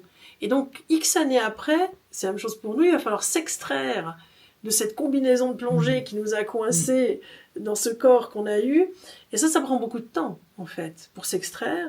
Et puis là, on a besoin que les gens qu'on a aimés comme animal, mais comme humain, parce que là, on peut comparer pour les deux, prient pour nous, soient vraiment des êtres qui soient, comment dire ça, plein d'espoir, plein d'amour pour nous, pensent à nous, et pas égoïstement, entre guillemets, dire c'est quand que tu reviens, c'est quand que tu reviens. Parce que, imagine toi en train de sortir de ce truc-là, puis on est en train de te parler d'autre chose alors que tu as juste besoin de soutien et d'amour. Donc, les fameux 40 jours, c'est surtout pour apaiser les gens, pour assumer le choc de la séparation, pour être vraiment après à l'écoute de ce que l'animal va leur dire, et moins dans la frénésie de c'est quand qu'il revient. Parce que ce qu'il faut expliquer aux gens, c'est que l'animal, Mistigris, il n'y en aura qu'un seul dans notre vie. Il n'y en aura pas 36. L'animal qui va revenir dans notre vie, c'est-à-dire l'âme qui va revenir dans le corps d'un nouvel animal, ça sera jamais Mistigris. C'est la même âme, mais qui vient faire une expérience dans un autre corps et qui vient pas revivre exactement la même chose. Donc c'est pas le même caractère, c'est pas la même histoire de vie, et donc on doit faire le deuil de notre animal qui a une vie unique. Comme la vie que l'on vit aujourd'hui, elle est unique. C'est, t'es Isabelle, c'est quelque chose qui est unique, donné dans cette vie-ci. Donc il faut en profiter à max, parce que bien sûr tu reviendras probablement, comme moi, comme tout le monde, dans d'autres vies, mais tu ne seras pas la même personne. Donc tu feras d'autres expériences, tu seras peut-être un homme, tu habiteras je ne sais pas où, enfin tu vois. Donc chaque vie est unique. Et nos animaux, quand ils nous quittent, c'est des animaux uniques qui nous quittent. Et ma foi, il faut faire avec le deuil que ça implique. C'est pour ça les 40 jours. Mais dans l'absolu, ça m'arrive de parler aux animaux, surtout dans des conditions dramatiques, par exemple des accidents. Comme l'âme est expulsée très rapidement du corps, souvent elle ne se rend pas compte qu'elle est morte. La mort, c'est vraiment un rêve dont on ne revient pas. Ça, c'est pas de moi, c'est de Patrick Bernsteinas, qui est un alchimiste connu. Et en fait, avec qui j'ai eu la chance de faire des formations. Et en fait, c'est très clair. C'est que quand je suis mort, suivant dans quelles circonstances je suis mort, j'ai pas conscience que je suis mort.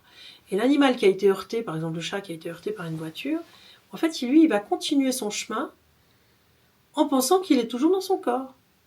Et il faut qu'il y ait quelqu'un qui lui dise à un moment donné, écoute, Mistigris, on va reprendre Mistigris, malheureusement, tu es décédé. Tu es mort et tu peux pas revenir dans ton corps Mistigris.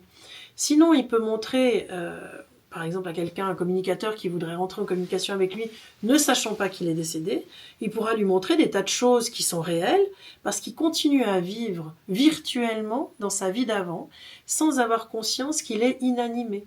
Mais quel est le problème finalement qu'un chat ou un chien pense qu'il est toujours vivant? C'est un problème énorme, parce que d'abord, tu es très seul. Tu communiques comment? Tu vas retrouver ta maison, tu reviens, tu essaies de discuter avec les gens qui sont là, parce que l'âme, en fait, elle va essayer de revenir dans un endroit connu. Et toi, en tant que adoptant de l'animal, eh ben, tu vas pleurer l'animal, tu vas donc penser beaucoup à lui, énergétiquement, tu vas l'attirer de nouveau vers toi. Et en fait, l'animal, lui, qu'est-ce qui va se passer? Il va te voir, puis il va te dire, oui, oui, je suis là, mais au fait, il n'est pas là. Donc, lorsque l'on est une âme errante, c'est-à-dire lorsqu'on ne sait pas qu'on est mort, et il faut aussi le dire aux humains, les animaux, lorsqu'ils sont décédés, en fait, et qu'ils ne savent pas qu'ils sont décédés, comme les humains, ils errent.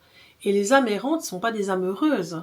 En fait, on a besoin à un moment donné de pouvoir retrouver une nouvelle maison, si je peux dire ça comme ça, et savoir que c'est notre nouvelle demeure. Mais le no man's land entre les deux, ce que par exemple Daniel Meroy et Anne Givaudan ont appelé la terre d'émeraude, ils en ont fait d'ailleurs un livre très intéressant qui explique cette espèce de no man's land où c'est comme si tu étais dans un terminal d'un avion qui n'arrive jamais. Mais tu peux pas revenir en arrière parce que tu as passé la douane. C'est impossible à vivre. Donc il y a besoin pour la sérénité d'une âme, animale ou humaine, de savoir qu'on est mort. Est-ce qu'un animal peut se suicider? Non, les animaux se suicident pas parce que le suicide, c'est comme la mort, c'est lié à un concept humain. Le suicide chez l'humain, c'est l'idée, la croyance que au moment où on sera plus là, on va arrêter de souffrir, physiquement ou psychologiquement. Alors pour physiquement, j'ai envie de dire 100% ça fonctionne. Hein. Une fois qu'on est mort, effectivement, on souffre plus physiquement. Par contre, psychologiquement, je suis pas sûre que ça fonctionne de l'autre côté. Les animaux, ils n'ont pas cette conception de la mort. Pour les animaux, en fait, la mort, c'est pas la fin de la vie. La mort, c'est passer dans une autre vie, dans une autre dimension. Donc, si tu veux, la mort en tant que mot mort, hein, sens étymologique humain, ça n'existe pas dans le vocabulaire animal. Ça ne veut pas dire qu'ils se réjouissent de mourir. Ils aiment la terre, ils aiment vivre, ils sont enracinés, ils aiment manger, ils aiment courir, ils aiment jouir, ils aiment de la vie, ils aiment courir. Enfin, ils sont joyeux. Enfin, tu vois, ils profitent. C'est des épicuriens, les animaux, par rapport à la vie quand on leur offre des conditions idéales pour ça. Mais par contre, les animaux, ils n'ont pas une idée que la mort, c'est une fin en soi, ou que, par exemple, si je vais, on entend souvent ces anecdotes-là, il s'est laissé mourir pour aller rejoindre son maître. Ça, c'est une vision anthropomorphique complète. Il y a même des films qui ont été faits là-dessus. Parce qu'en réalité, l'animal, il se dit pas, je vais arrêter de manger, comme ça, je vais rejoindre mon maître qui est décédé. Il se dit pas ça. L'animal, il est simplement triste de ne plus avoir son maître, et surtout que personne lui a expliqué que son maître ne reviendra plus. Parce qu'il faut expliquer aux animaux que le maître ou la maîtresse est décédé. C'est pas une évidence pour eux. T'imagines, je prends ma chienne, hein, d'ailleurs, que j'ai adoptée suite au décès de son papy. Alors, la chance qu'elle a eue, ma chienne, c'est que son papy, qui est décédé à domicile, elle voulait sa chienne dans ses bras au moment de la fin de sa vie. Donc, pour ma chienne, c'était très très clair que son papy était décédé. Mais je lui ai quand même répété plusieurs fois, en disant, ici, tu es pas en vacances chez moi, parce que du fait de sa maladie, elle avait dû être placée à plusieurs reprises, donc elle a l'habitude d'être placée à gauche à droite. Je lui ai dit, là maintenant, je suis ta nouvelle famille, avec mon mari, et avec les ânes, il y avait des poules, etc. à l'époque. Eh ben, on va vraiment t'offrir une nouvelle vie. C'est une nouvelle vie qui commence, parce que ton papy, il n'est pas là, il est dans une autre dimension. Et elle m'a regardée comme ça, plantée sur ses petites fesses, et elle m'a dit, mais c'est très clair pour moi, hein. Et en fait, par la suite, j'ai appris qu'elle avait vraiment vu son papy décédé. C'est la même chose par rapport aux animaux. J'en profite pour faire un aparté, mais c'est important. Les animaux qu'on emmène chez le vétérinaire et qui ne reviennent pas, soit parce qu'ils décèdent dans une opération, soit parce qu'on les emmène pour les euthanasier. Il faut dire aux compagnons animaux qui restent à la maison que Mistigris, toujours le même, ne reviendra pas, ou Rex non plus. Parce qu'en fait, il ne peut pas savoir. Ils n'ont pas la science infuse, les animaux. Ils ont besoin, comme nous, de voir et de comprendre les choses.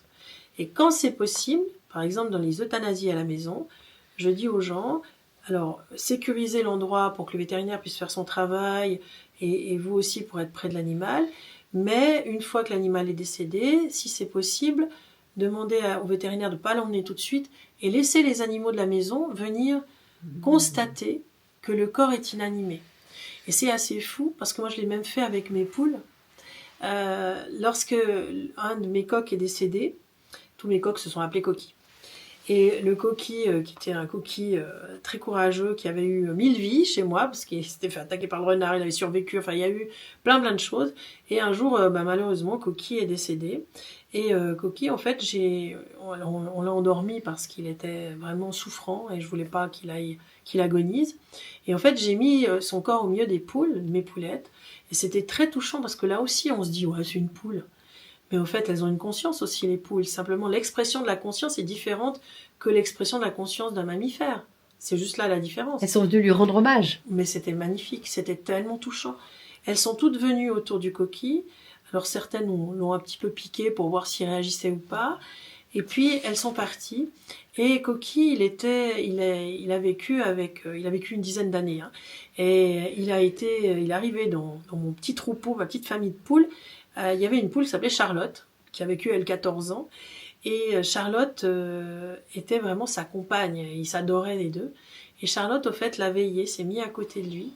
Et l'a veillé toute la journée. Et j'ai dit à Charlotte, les autres sont partis, une fois qu'elles ont constaté qu'il était décédé. J'ai dit à Charlotte, quand ça sera prêt pour toi et pour lui, alors je vais te laisser son corps et tu t'en iras. Et j'irai... alors moi, mes poules, je donne le corps au renard. Et voilà. Et je lui ai dit, bah voilà, on ira ensemble, enfin, toi virtuellement, parce qu'elle ne m'accompagnait pas. Mais, faire une offrande au renard. Exactement. Et aux arbres, et à l'esprit de l'arbre. Et puis en fait, elle est restée, je pense, ouais, presque une demi-journée à côté. Et à un moment donné, elle s'est levée, ben vraiment, elle était couchée à côté. Elle s'est levée, elle m'a dit, c'est ok. Et elle est partie. Et j'ai vécu ça avec plusieurs morts que j'ai eues, notamment des bébés, un anon. Enfin, j'ai perdu 2 anons et où, effectivement, on a laissé le corps près des mamans, des ânesses, et en leur disant, quand ça sera ok pour toi, alors on emmènera le corps. Comment accompagner son animal en fin de vie? Je sais que ça fait l'objet d'un de tes livres, mais Oui. en quelques mots pour nos auditeurs. Alors, je pense que ce qui est important déjà dans l'accompagnement des animaux en fin de vie, c'est de pas trop anticiper. J'ai beaucoup de gens qui m'appellent en disant « Le vétérinaire a trouvé chez mon chat un problème rénal de stade 3, c'est très grave. » Une tumeur, tu vois, n'importe quoi, un problème XY. Et alors, j'ai très très peur, il faut que je voie avec mon animal ce qu'il veut pour la fin de sa vie. L'animal étant beaucoup plus dans l'instant présent et ayant des capacités d'adaptation extraordinaires, en fait, l'animal, lui, il va passer par différentes étapes suite à une maladie ou la vieillesse. Et souvent, nous, on arrive dans des étapes qu'on anticipe par rapport à notre propre mort, par rapport à l'organisation de notre mort. L'animal, il n'a pas besoin qu'on organise sa mort. Ce qu'il a besoin, c'est qu'on s'y prépare, nous. C'est-à-dire que mon travail, ça va surtout, en premier lieu, d'expliquer aux gens que pour l'instant, je ne vais pas lui demander s'il veut être incinéré ou s'il veut être... Oui, mais je comprends que ça soit quelque chose qui préoccupe les gens, mais ce n'est pas la priorité de l'animal.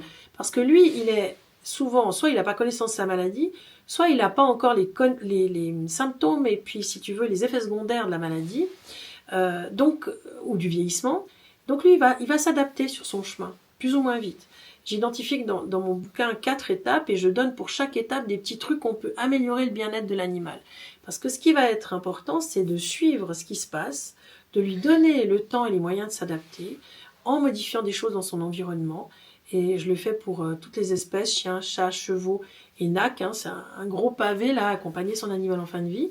Mais vraiment pour que les gens aient des trucs, des astuces, des trucs pratiques. C'est pour ça que je les invite à acheter ce livre, dont cela dit en passant, tous les droits d'auteur sont reversés à la cause animale parce que pour moi l'important c'est que l'énergie circule et que cet argent des livres puisse servir aussi pour les animaux, enfin à la cause animale. Et donc ce que je vais expliquer aux gens, c'est que moi je vais intervenir vraiment dans les derniers jours, c'est-à-dire au moment où le vétérinaire dit là il y a vraiment une souffrance, parce que c'est pas à moi d'évaluer l'état de souffrance, c'est vraiment une évaluation qui doit être faite cliniquement. La souffrance, c'est très compliqué d'évaluer en communication animale, parce que vu que je reçois des choses à travers mon corps, il va faire objet de filtres.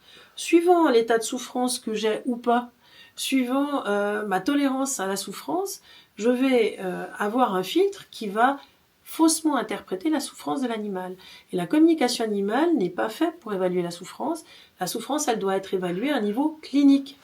C'est-à-dire quand les gens m'appellent en disant est-ce que vous pouvez savoir s'il souffre ou pas, alors je peux demander à l'animal si la situation dans laquelle il se trouve est souffrante d'un point de vue moral, par exemple.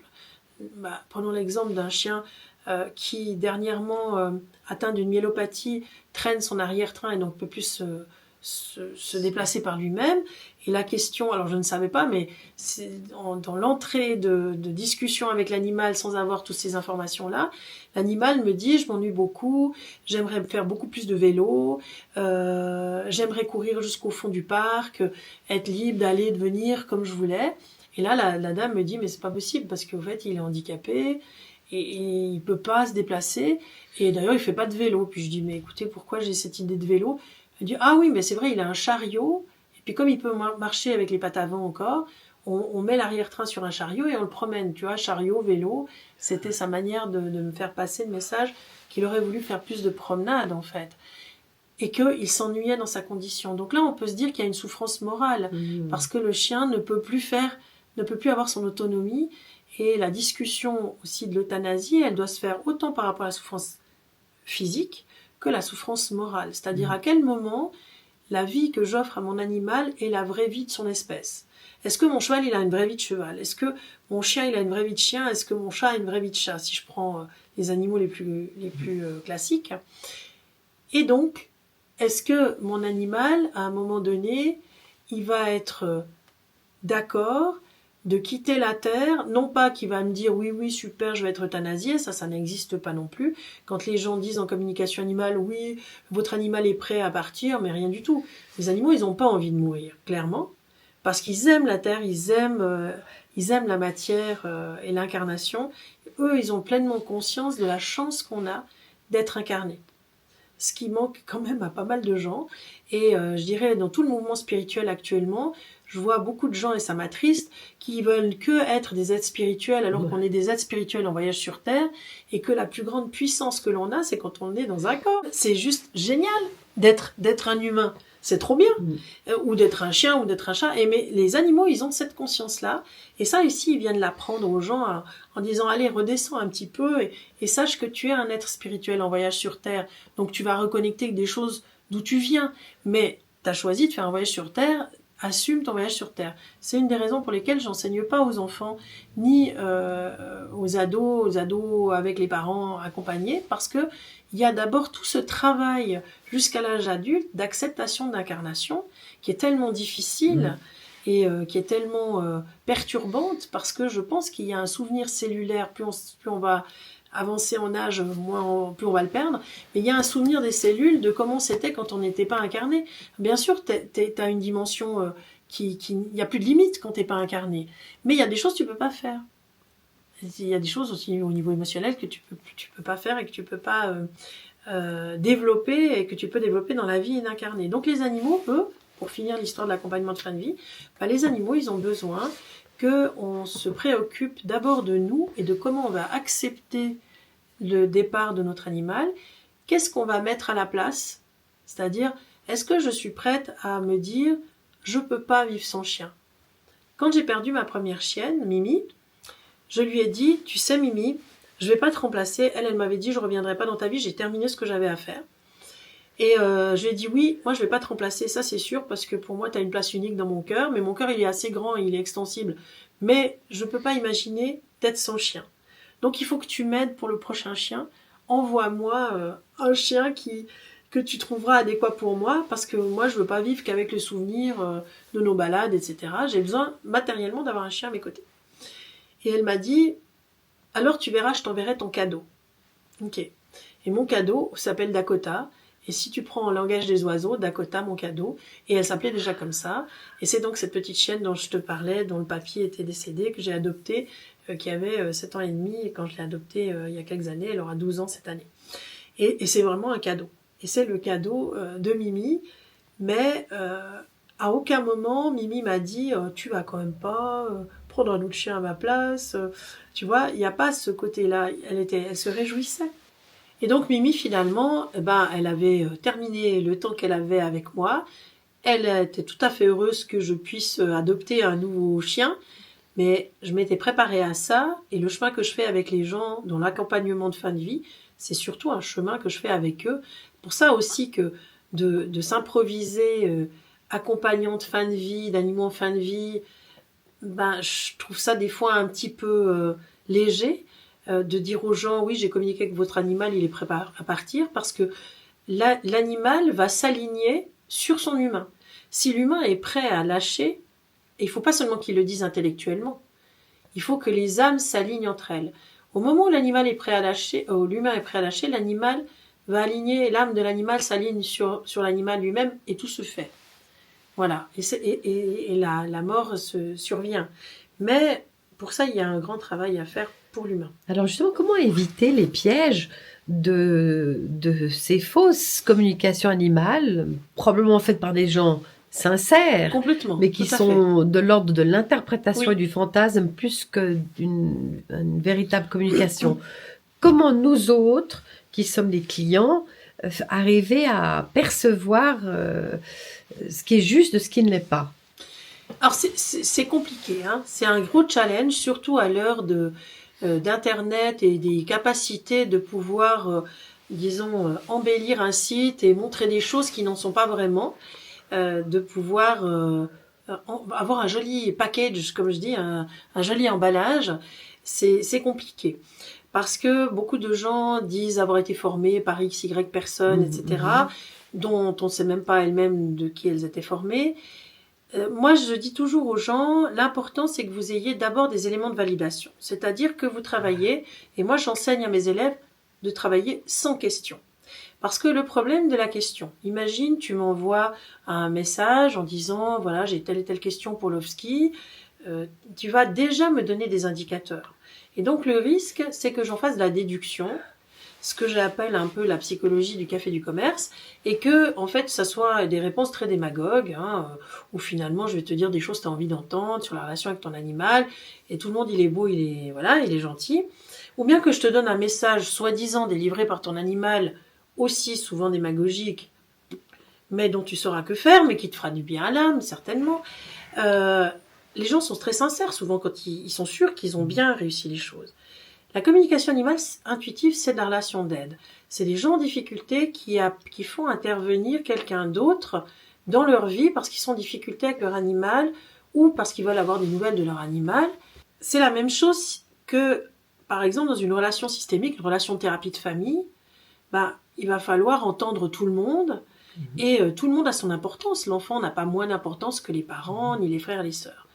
Et moi, la question que je pose toujours aux communicateurs animalières, interprètes animalières qui disent l'être, c'est est-ce que ce que vous faites aujourd'hui, ce que vous proposez comme prestation, vous le feriez si c'était un enfant? Et si la réponse est non, alors pourquoi vous intervenez et vous pensez être compétent dans l'intervention en communication animale avec un animal que vous dites aimer le monde animal, vous dites avoir du respect pour lui, et finalement vous faites un travail qui est le même qu'un travail qu'on ferait dans une difficulté relationnelle avec un enfant, où là on attend un spécialiste, quelqu'un de formé, de compétent. Est-ce que c'est moins risqué de le faire avec un animal? Mais alors ça veut dire, est-ce que sincèrement j'aime les animaux? Est-ce que sincèrement les animaux sont les êtres dont je parle, qui sont au même niveau, où il n'y a pas de hiérarchie? Pour moi, entre un animal et un humain. Moi, je dis aux gens qui cherchent des communicateurs conscients, parce que je crois qu'aujourd'hui, le problème, c'est la conscience. Ouais. Dans tout ce domaine spirituel, ce New Age spirituel qui avance dans tous les domaines, d'un côté, c'est très bien, d'un autre côté, il n'y a pas forcément de la conscience qui va avec. Et la conscience, c'est aussi de dire, je travaille avec vous sans question. Je vous envoie la photo de mon animal. La plupart du temps, les gens ont besoin d'un support photo, c'est légitime. Mais je vous envoie la photo de mon animal sans aucun cadre. Donc il faut je vous laisse transmettre voilà, exactement. Et je vous laisse me parler et je veux des éléments de validation. Et dans la méthodologie que j'ai créée, ces éléments de validation, elles font partie, c'est des éléments de l'environnement, des éléments des habitudes de vie. C'est quoi le dada, les jouets préférés, les dodos préférés de mes animaux, les habitudes relationnelles. Est-ce que finalement il y a plusieurs animaux avec lesquels mon animal entre en interaction? Est-ce que il y a plusieurs personnes qui vivent dans la famille? Tu vois, si toi, Isabelle, tu dis j'aimerais que vous rentriez en communication avec Lovski, ben, les gens sont pas censés savoir ni où tu habites, ni s'il y a d'autres animaux que Lovski, qui habitent avec toi, etc. etc. Donc c'est tous des éléments qui sont validables, qui sont très concrets, et qui vont permettre alors à l'interprète animalier, j'aime mieux ce terme d'interprète animalier que communicateur animalier, qui est issu simplement d'une simplification, enfin d'une traduction de l'anglais, littérale de l'anglais. Mais l'interprète animalière, c'est la personne qui va recevoir des informations sans avoir de données techniques autres que le nom, l'âge de l'animal et savoir si c'est un mâle ou une femelle, et le prénom du gardien ou de l'adoptant, et dire, ben voilà ce que l'animal m'a raconté, voilà où il habite, voilà ce qu'il aime faire, l'histoire des 2 chats dont je te parlais, enfin du chat qui avait 2 maisons dont je te parlais tout à l'heure. En fait, j'ai 2 formations, si tu veux. Il y a une première formation qui s'appelle Murmure des âmes, qui est une formation sur 6 mois qui s'adresse à tous les gens qui sont passionnés d'animaux et qui aimeraient vraiment augmenter le lien d'amour avec leurs propres animaux déjà. Ah, avec leur propre animal. Avec leurs propres animaux, avec la nature en général, parce que non seulement dans ces 6 mois de formation qui se donnent en ligne et où il y a 3 jours facultatifs, optionnels de séminaires intenses sur place dans un milieu naturel, mais pendant ces 6 mois, les gens travaillent en sous-groupe, en binôme, à plusieurs, il y a un forum, je suis présente dans ce qu'on appelle des lives régulièrement, et on va travailler plein de choses. On va développer l'intuition, on va comprendre que la communication animale, c'est une manifestation de l'intuition, comme la médiumnité, comme le magnétisme, comme les soins énergétiques. Et puis on va aussi apprendre l'environnemental de l'animal, à détecter l'environnement, la nature dans laquelle il vit, les endroits qu'il préfère, la communication avec les arbres, la communication avec les esprits de la nature. On va apprendre aussi quelques petits soins énergétiques qu'on peut faire à nos animaux quand ils sont pas bien. Et tout ça, ça va être sur 6 mois et ça s'adresse pas à des gens qui veulent devenir des professionnels. Ça s'adresse vraiment à tout un chacun et c'est la majorité des gens finalement. Voilà. Et tant mieux, qui ont envie d'ouvrir leur conscience. Et il y a un immense travail qui va se faire entre l'animal qui va nous apprendre plein de choses, nos animaux et nous-mêmes. Et c'est un chemin de vie en fait de 6 mois de cheminement qui est extraordinaire et les gens comme je dis souvent, les témoignages qui sont sur mon site, j'ai pas payé les gens pour qu'ils les mettent. C'est vraiment des témoignages sincères de découverte de soi et pour être en communication et pas faire de la communication. D'accord. Et l'autre formation qui s'appelle Origine, avec un OR comme l'or, c'est-à-dire retourner à notre soi or, c'est-à-dire retourner à nos origines à l'intérieur de nous. Ça s'adresse à des interprètes animaliers, soit qui sont déjà formés à gauche à droite, soit des interprètes animaliers qui aimeraient le devenir, soit des gens qui n'ont pas encore fait le pas, qui ont fait des formations, mais qui n'osent pas encore s'installer. Et là, alors, l'accent va être mis sur d'autres techniques et surtout sur la préparation à la relation d'aide. C'est-à-dire comment je communique avec des clients dans une relation clientèle. Comment est-ce que je peux utiliser la communication animale aussi dans mon quotidien auprès des animaux. Il y a des massages pour animaux, il y a des vétérinaires, des masseurs. Donc voilà, ça s'adresse plutôt à des gens qui sont dans des métiers en lien avec les animaux. Soit la SPA, des vétérinaires. Voilà, à des ostéopathes, des choses comme des gens comme ça. Mais aussi à des gens qui veulent faire de la consultation comme je fais moi, c'est-à-dire être vraiment de la consulte, et des gens qui veulent se professionnaliser. Et à partir de la rentrée, donc de septembre, vraiment, il va y avoir une formation sur 1 an, de suivi très très drillé, j'ai envie de dire. C'est une formation où il faut s'investir en termes de temps et d'énergie pour vraiment faire des pros et qu'il y ait des gens qui sortent de l'école de la conscience avec des vrais outils de consultation et qui puissent faire des bonnes consultations et pas de la sculpture de nuages ou du langage démagogique ou parler comme c'est un petit peu la mode en ce moment des vies antérieures. Alors, moi, j'ai rien contre les vies antérieures des animaux. La seule question, c'est, pour moi, si le chat fait pipi à côté de sa caisse depuis longtemps, qu'il n'a pas de cystite, que le comportementaliste a essayé de changer 3 fois la place de caisse, 3 fois de place, ou même rajouter des caisses, et que le chat fait toujours pipi à côté de la caisse, pour moi, de s'inquiéter de ce qu'il était dans une vie antérieure... C'est pas ça le problème. Bah, disons, le problème, si ça résout le problème, moi, je suis tout à fait OK. Mais si le chat il continue à faire pipi en dehors de la caisse, bah, on est quand même très embêté parce que la personne, elle aura payé pour une prestation dont elle n'aura pas le résultat, puisque, pour moi, le travail de communication animale, c'est un travail où on va amener des solutions. Donc, on va trouver le plus petit multiple commun entre un humain en difficulté et son animal, et on va amener des solutions concrètes. Voilà. J'ai aussi entendu dire qu'il y avait des âmes collectives chez les animaux. Les âmes groupes sont en fait des entités qui ne sont pas... Il n'y a pas d'unicité. Par exemple, tu prends une fourmilière, tu vas jamais avoir une communication en dehors de la reine avec la fourmi qui te dit bonjour, je m'appelle Marguerite, je suis la fourmi 3640. Non, d'accord. En fait, si tu veux, c'est la communauté qui crée en fait l'individu. Ok. On va retrouver ça chez les champignons d'ailleurs.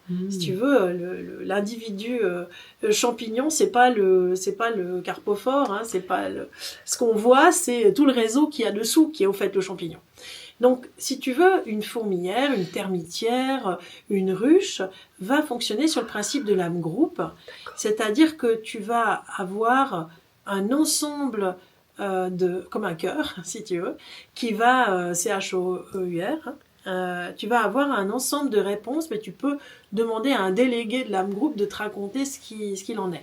Alors moi, j'interviens souvent chez les gens qui ont des abeilles, parce qu'en fait, je vais m'adresser aux différentes ruches et aux âmes groupes de la ruche. Alors, je vais m'adresser à la reine, déjà, pour savoir si tout est OK, s'il y a des choses à changer.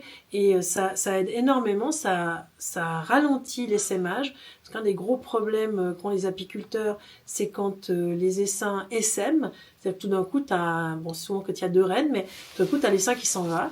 Et tu peux anticiper ça. Par exemple, pendant quelques années, on a eu des ruches chez nous et j'avertissais l'apicultrice qui laissait ses ruches en disant « Là, j'ai eu un message, ça va essaimer dans les ruches X, Y, Z pour qu'elle arrive et qu'elle sépare, si tu veux, l'essaim et les 2 reines qui étaient présentes pour que elle puisse récupérer en fait son essaim qui ne part pas dans la nature. » Et en fait, les abeilles, tu vas pouvoir aussi choisir l'orientation, parce qu'il y a ce que nous on pense et les connaissances qu'on a en apiculture, mais tout ce que tu peux faire pour améliorer leur état, c'est-à-dire améliorer l'orientation de la ruche, améliorer l'isolation de la ruche, la qualité du bois que tu choisis dans ta ruche, etc., etc. Mais quand je parle à un ensemble, je parle pas à Maya l'abeille, celle-là je l'ai jamais rencontrée, ou je peux parler à la reine, mais la reine elle va avoir des préoccupations qui sont pas du tout les mêmes que le reste de la ruche. Si tu veux, la reine, elle est là pour assurer la survie de la ruche, mais l'organisation de la ruche va être faite par l'âme groupe. Contrairement aux baleines ou aux dauphins, ils ont chacun leur âme. Oui. C'est des âmes individuelles, d'accord. Oui, mais alors je sais pas effectivement s'il y a une âme individuelle dans chaque fourmi. Ce que je sais, c'est qu'en tout cas, dans le fonctionnement, on est vraiment sur une énergie commune, si tu veux. Et puis, moi j'ai l'impression des fois, si tu veux, que les insectes ou ces âmes groupes, elles représentent ce que nous, on était à l'origine. Tu vois, si on prend dans l'autre sens, on se dit on était une unité, puis ensuite, on est venu faire une expérience et on s'est individualisé. Donc, je ne vais pas mettre ça sur une hiérarchisation non plus, en disant que finalement, les insectes, c'est plus bas que les humains, pas du tout. Mais on est vraiment sur quelque chose qui est de l'ordre de l'unité totale, où l'important, c'est pas l'individu, tu vois, en termes d'ego. L'important, c'est le fonctionnement du tout. Et ça, c'est d'une richesse exemplaire, parce que sinon, on pouvait fonctionner comme ça, plutôt que d'être sur un fonctionnement propre. Mais en fait, la Terre, elle tournerait génialement. Parce que si chacun réfléchit au bien de la collectivité, eh ben, on fonctionne comme une âme groupe. Donc, il n'y a plus de raison de se faire la guerre. Et toutes les guerres qu'on peut voir déjà au niveau au sein de notre famille, hein, pour des histoires d'ego. C'est un autre sujet, peut-être.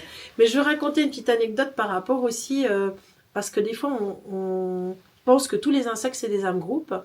Et en ce moment, sous nos latitudes, on a des grosses, comme une espèce de gros bourdons tout noirs, qui ont un nom, c'est une forme d'abeille, au fait. C'est pas le frelon asiatique ? Non, pas du tout. Ah, lui, il n'est pas tout noir, il est noir et jaune. Non, c'est une espèce de grosse, c'est magnifique. C'est comme un gros bourdon avec des ailes bleutées, et en fait, qui vivent, qui font leur vie d'insectes, qui vont pondre, et qui sont des individus individualisés. On n'est pas sur une idée d'une ruche, tu vois, ou non plus sur une idée d'un nid de guêpe avec une équipe de guêpes. Et là, l'autre jour, il y a un de ces bourdons abeilles là qui s'est perdu chez moi à l'intérieur, et voilà, que j'ai sauvé pour le remettre à l'extérieur, et qui me dit, mais moi, j'ai pas la force de m'envoler. Et il battait des ailes, effectivement, il était comme ça, il décollait pas. Et je lui dis, t'as besoin de quoi? Et il me dit, bah, je sais pas, il faut me donner des forces. Ça tombait bien. Je venais de recevoir des ananas bio, tout beau, tout ça. Et donc, j'ai coupé l'écorce en laissant, tu vois, encore de la chair. Et j'ai dit, si je te mets là-dessus, ça te va? Et, et il me dit, écoute, ça y est, ça sera top. J'ai dit, bon, ben, je te laisse aller 2 heures là-dessus. J'ai mis au soleil, etc. Et j'ai dit, je te mets 2 heures là.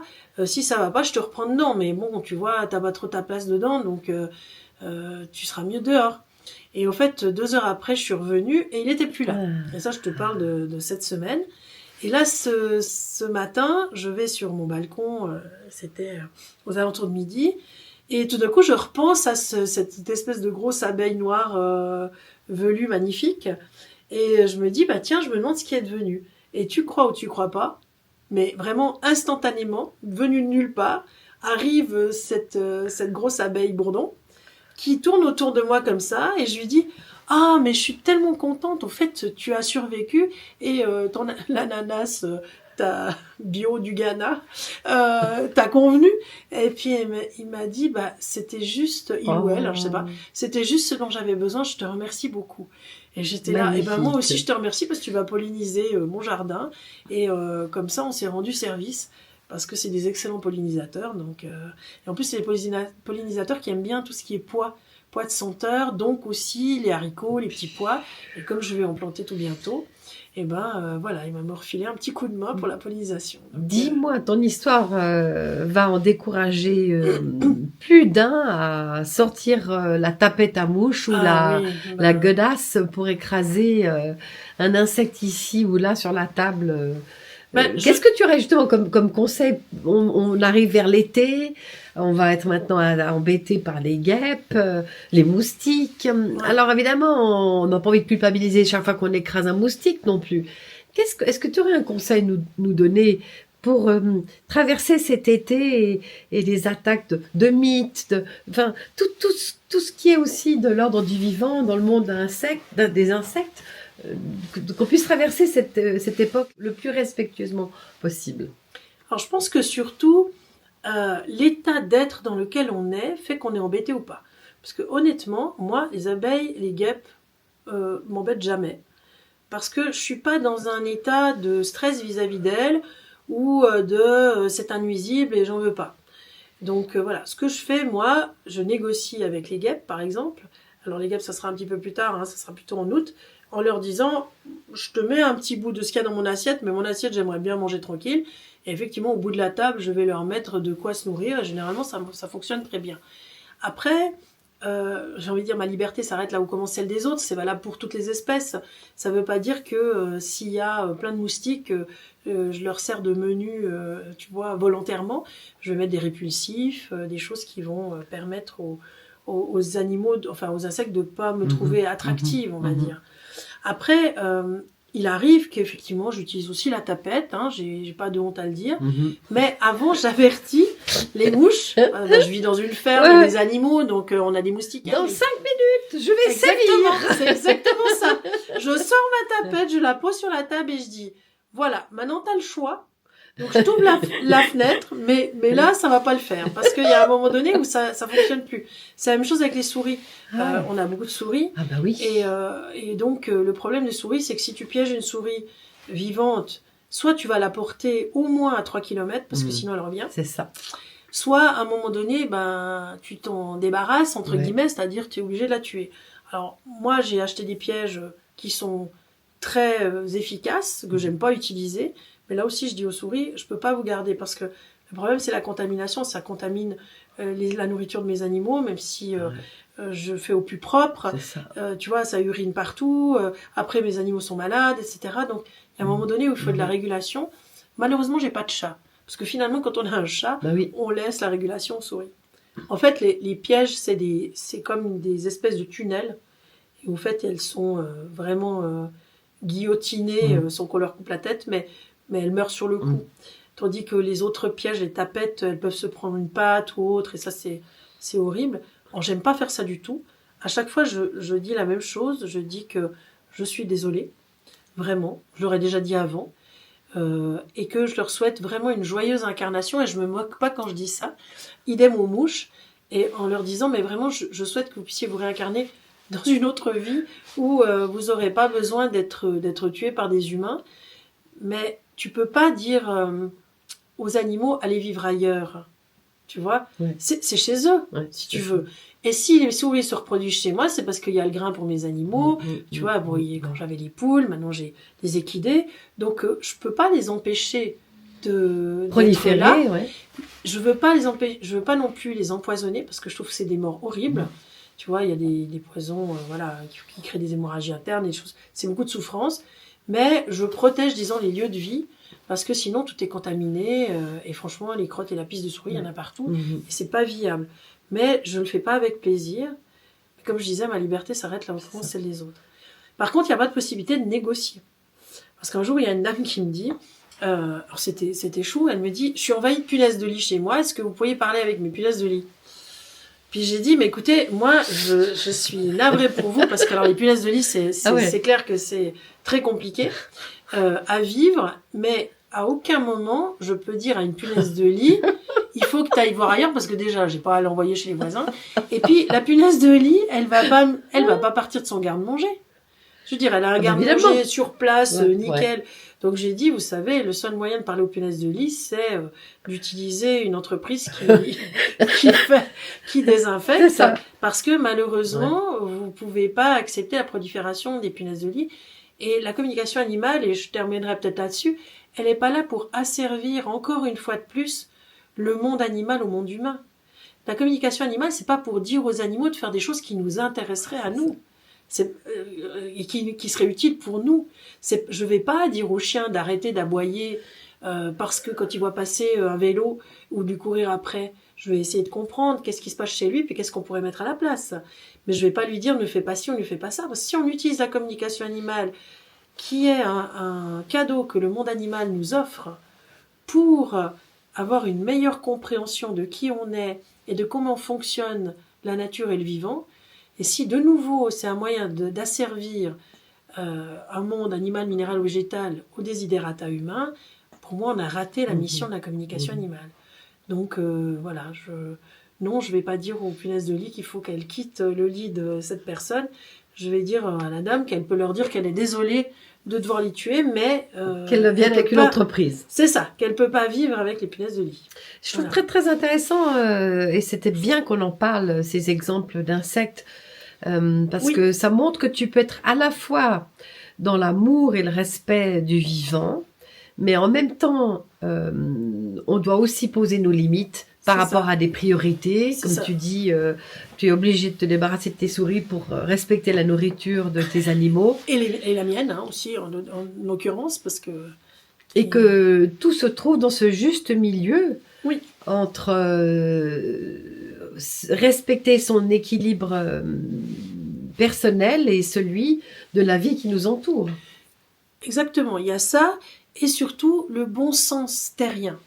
Ce qui fait aussi peut-être la particularité de qui je suis, c'est que je viens de la terre, je suis dans la terre, puisque là je vis dans une ferme qui est en agriculture biologique depuis 25 ans. Donc tous les jours je suis avec les saisons, avec la nature, avec la terre, avec ses difficultés. Je suis ancrée, si tu veux. Et j'ai une conscience de la réalité, en fait, que ce fameux bon sens terrien qui existait à un moment donné et qui demande à être enseigné aujourd'hui. Parce que le problème, c'est souvent que quand on vit dans la ville, en ville, alors c'est pas un reproche pour les gens qui vivent en ville, au contraire, mais on a une tendance, un peu une idéalisation de la nature, une idéalisation de la terre. Mais le monde de la terre, c'est difficile. C'est pas seulement difficile. Bien sûr, on entend les agriculteurs qui se plaignent d'un point de vue pécunier, mais c'est difficile en termes de saison. Il fait froid, il fait chaud, ça change. Il y a une adaptation continue. Quand on est proche de la terre, et comme je le vis au quotidien, tu dois t'adapter tout le temps. Comme le font les animaux, comme le fait la nature, et tu peux pas faire autrement. C'est pas toi qui fais la loi parce que tu es un humain. C'est vraiment la nature qui va, elle, t'emmener dans le cycle qui est le sien, le problème des changements climatiques, pour moi, c'est pas une question de révolte. CO2. Ouais, oui, non, mais c'est pas surtout une question de savoir si je suis pour ou si je suis contre. Si je suis juste, j'ai pas le choix, je m'adapte. Parce que j'ai pas d'autre choix que de m'adapter, d'adapter mes cultures, mes plantations, de faire en sorte que tout puisse contribuer à ma survie et celle de mes animaux et des espèces, comme d'ailleurs les arbres vont s'adapter, comme tout le monde s'adaptera ou pas. Mais disons, pour moi, le problème principal aujourd'hui des changements climatiques, c'est la rapidité avec laquelle ça se passe. Mais des changements climatiques, il y en a eu dans l'histoire de la Terre tout au long de la Terre. Donc le problème, il n'est pas tellement là. Il est dans le laps de temps qui est donné. Parce que c'est clair que, par exemple, pour renouveler une forêt, il faut quand même un certain nombre d'années, voire de siècles. Et puis que là, on ne laisse pas le temps. Mais ceux qui auront le plus de peine à s'adapter au changement climatique, c'est les humains, en premier lieu. Les animaux, ils s'adapteront. Le monde végétal s'adaptera à son rythme, mais de toute façon, le monde, la nature a un rythme marathonien. Nous, on a un rythme de sprinter. Et comme sprinter, on va se prendre le mur, alors que comme marathonien, si on passe sur un mode marathonien, on apprend que à chaque jour suffit sa peine. Et c'est aussi ça que le monde animal, minéral, végétal vient nous apprendre.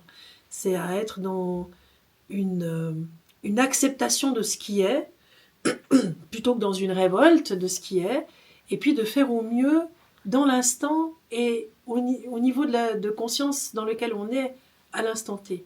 En fait, on peut tous évoluer au niveau de notre conscience, ça c'est le grand message peut-être à passer, et puis on ne peut pas se reprocher. Moi, je ne me reproche pas de qui j'ai été à un moment donné avec mes animaux.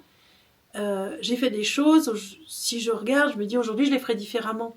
Mais au moment où je les ai faites avec le niveau de conscience que j'avais, qui était le niveau de conscience le plus élevé de ce moment-là. Et le propre de l'humanité, pour moi, c'est d'élever sans arrêt son niveau de conscience pour peut-être arriver, je ne sais pas si on y arrivera un jour, au niveau de conscience de la nature. Parce qu'elle nous dépasse d'un bon bout. Voilà, merci en tout cas. Merci, chère Fabienne Maillefer. On va terminer cet entretien sur ces dernières paroles pleines de sagesse. Merci infiniment. Je t'en prie, merci à toi.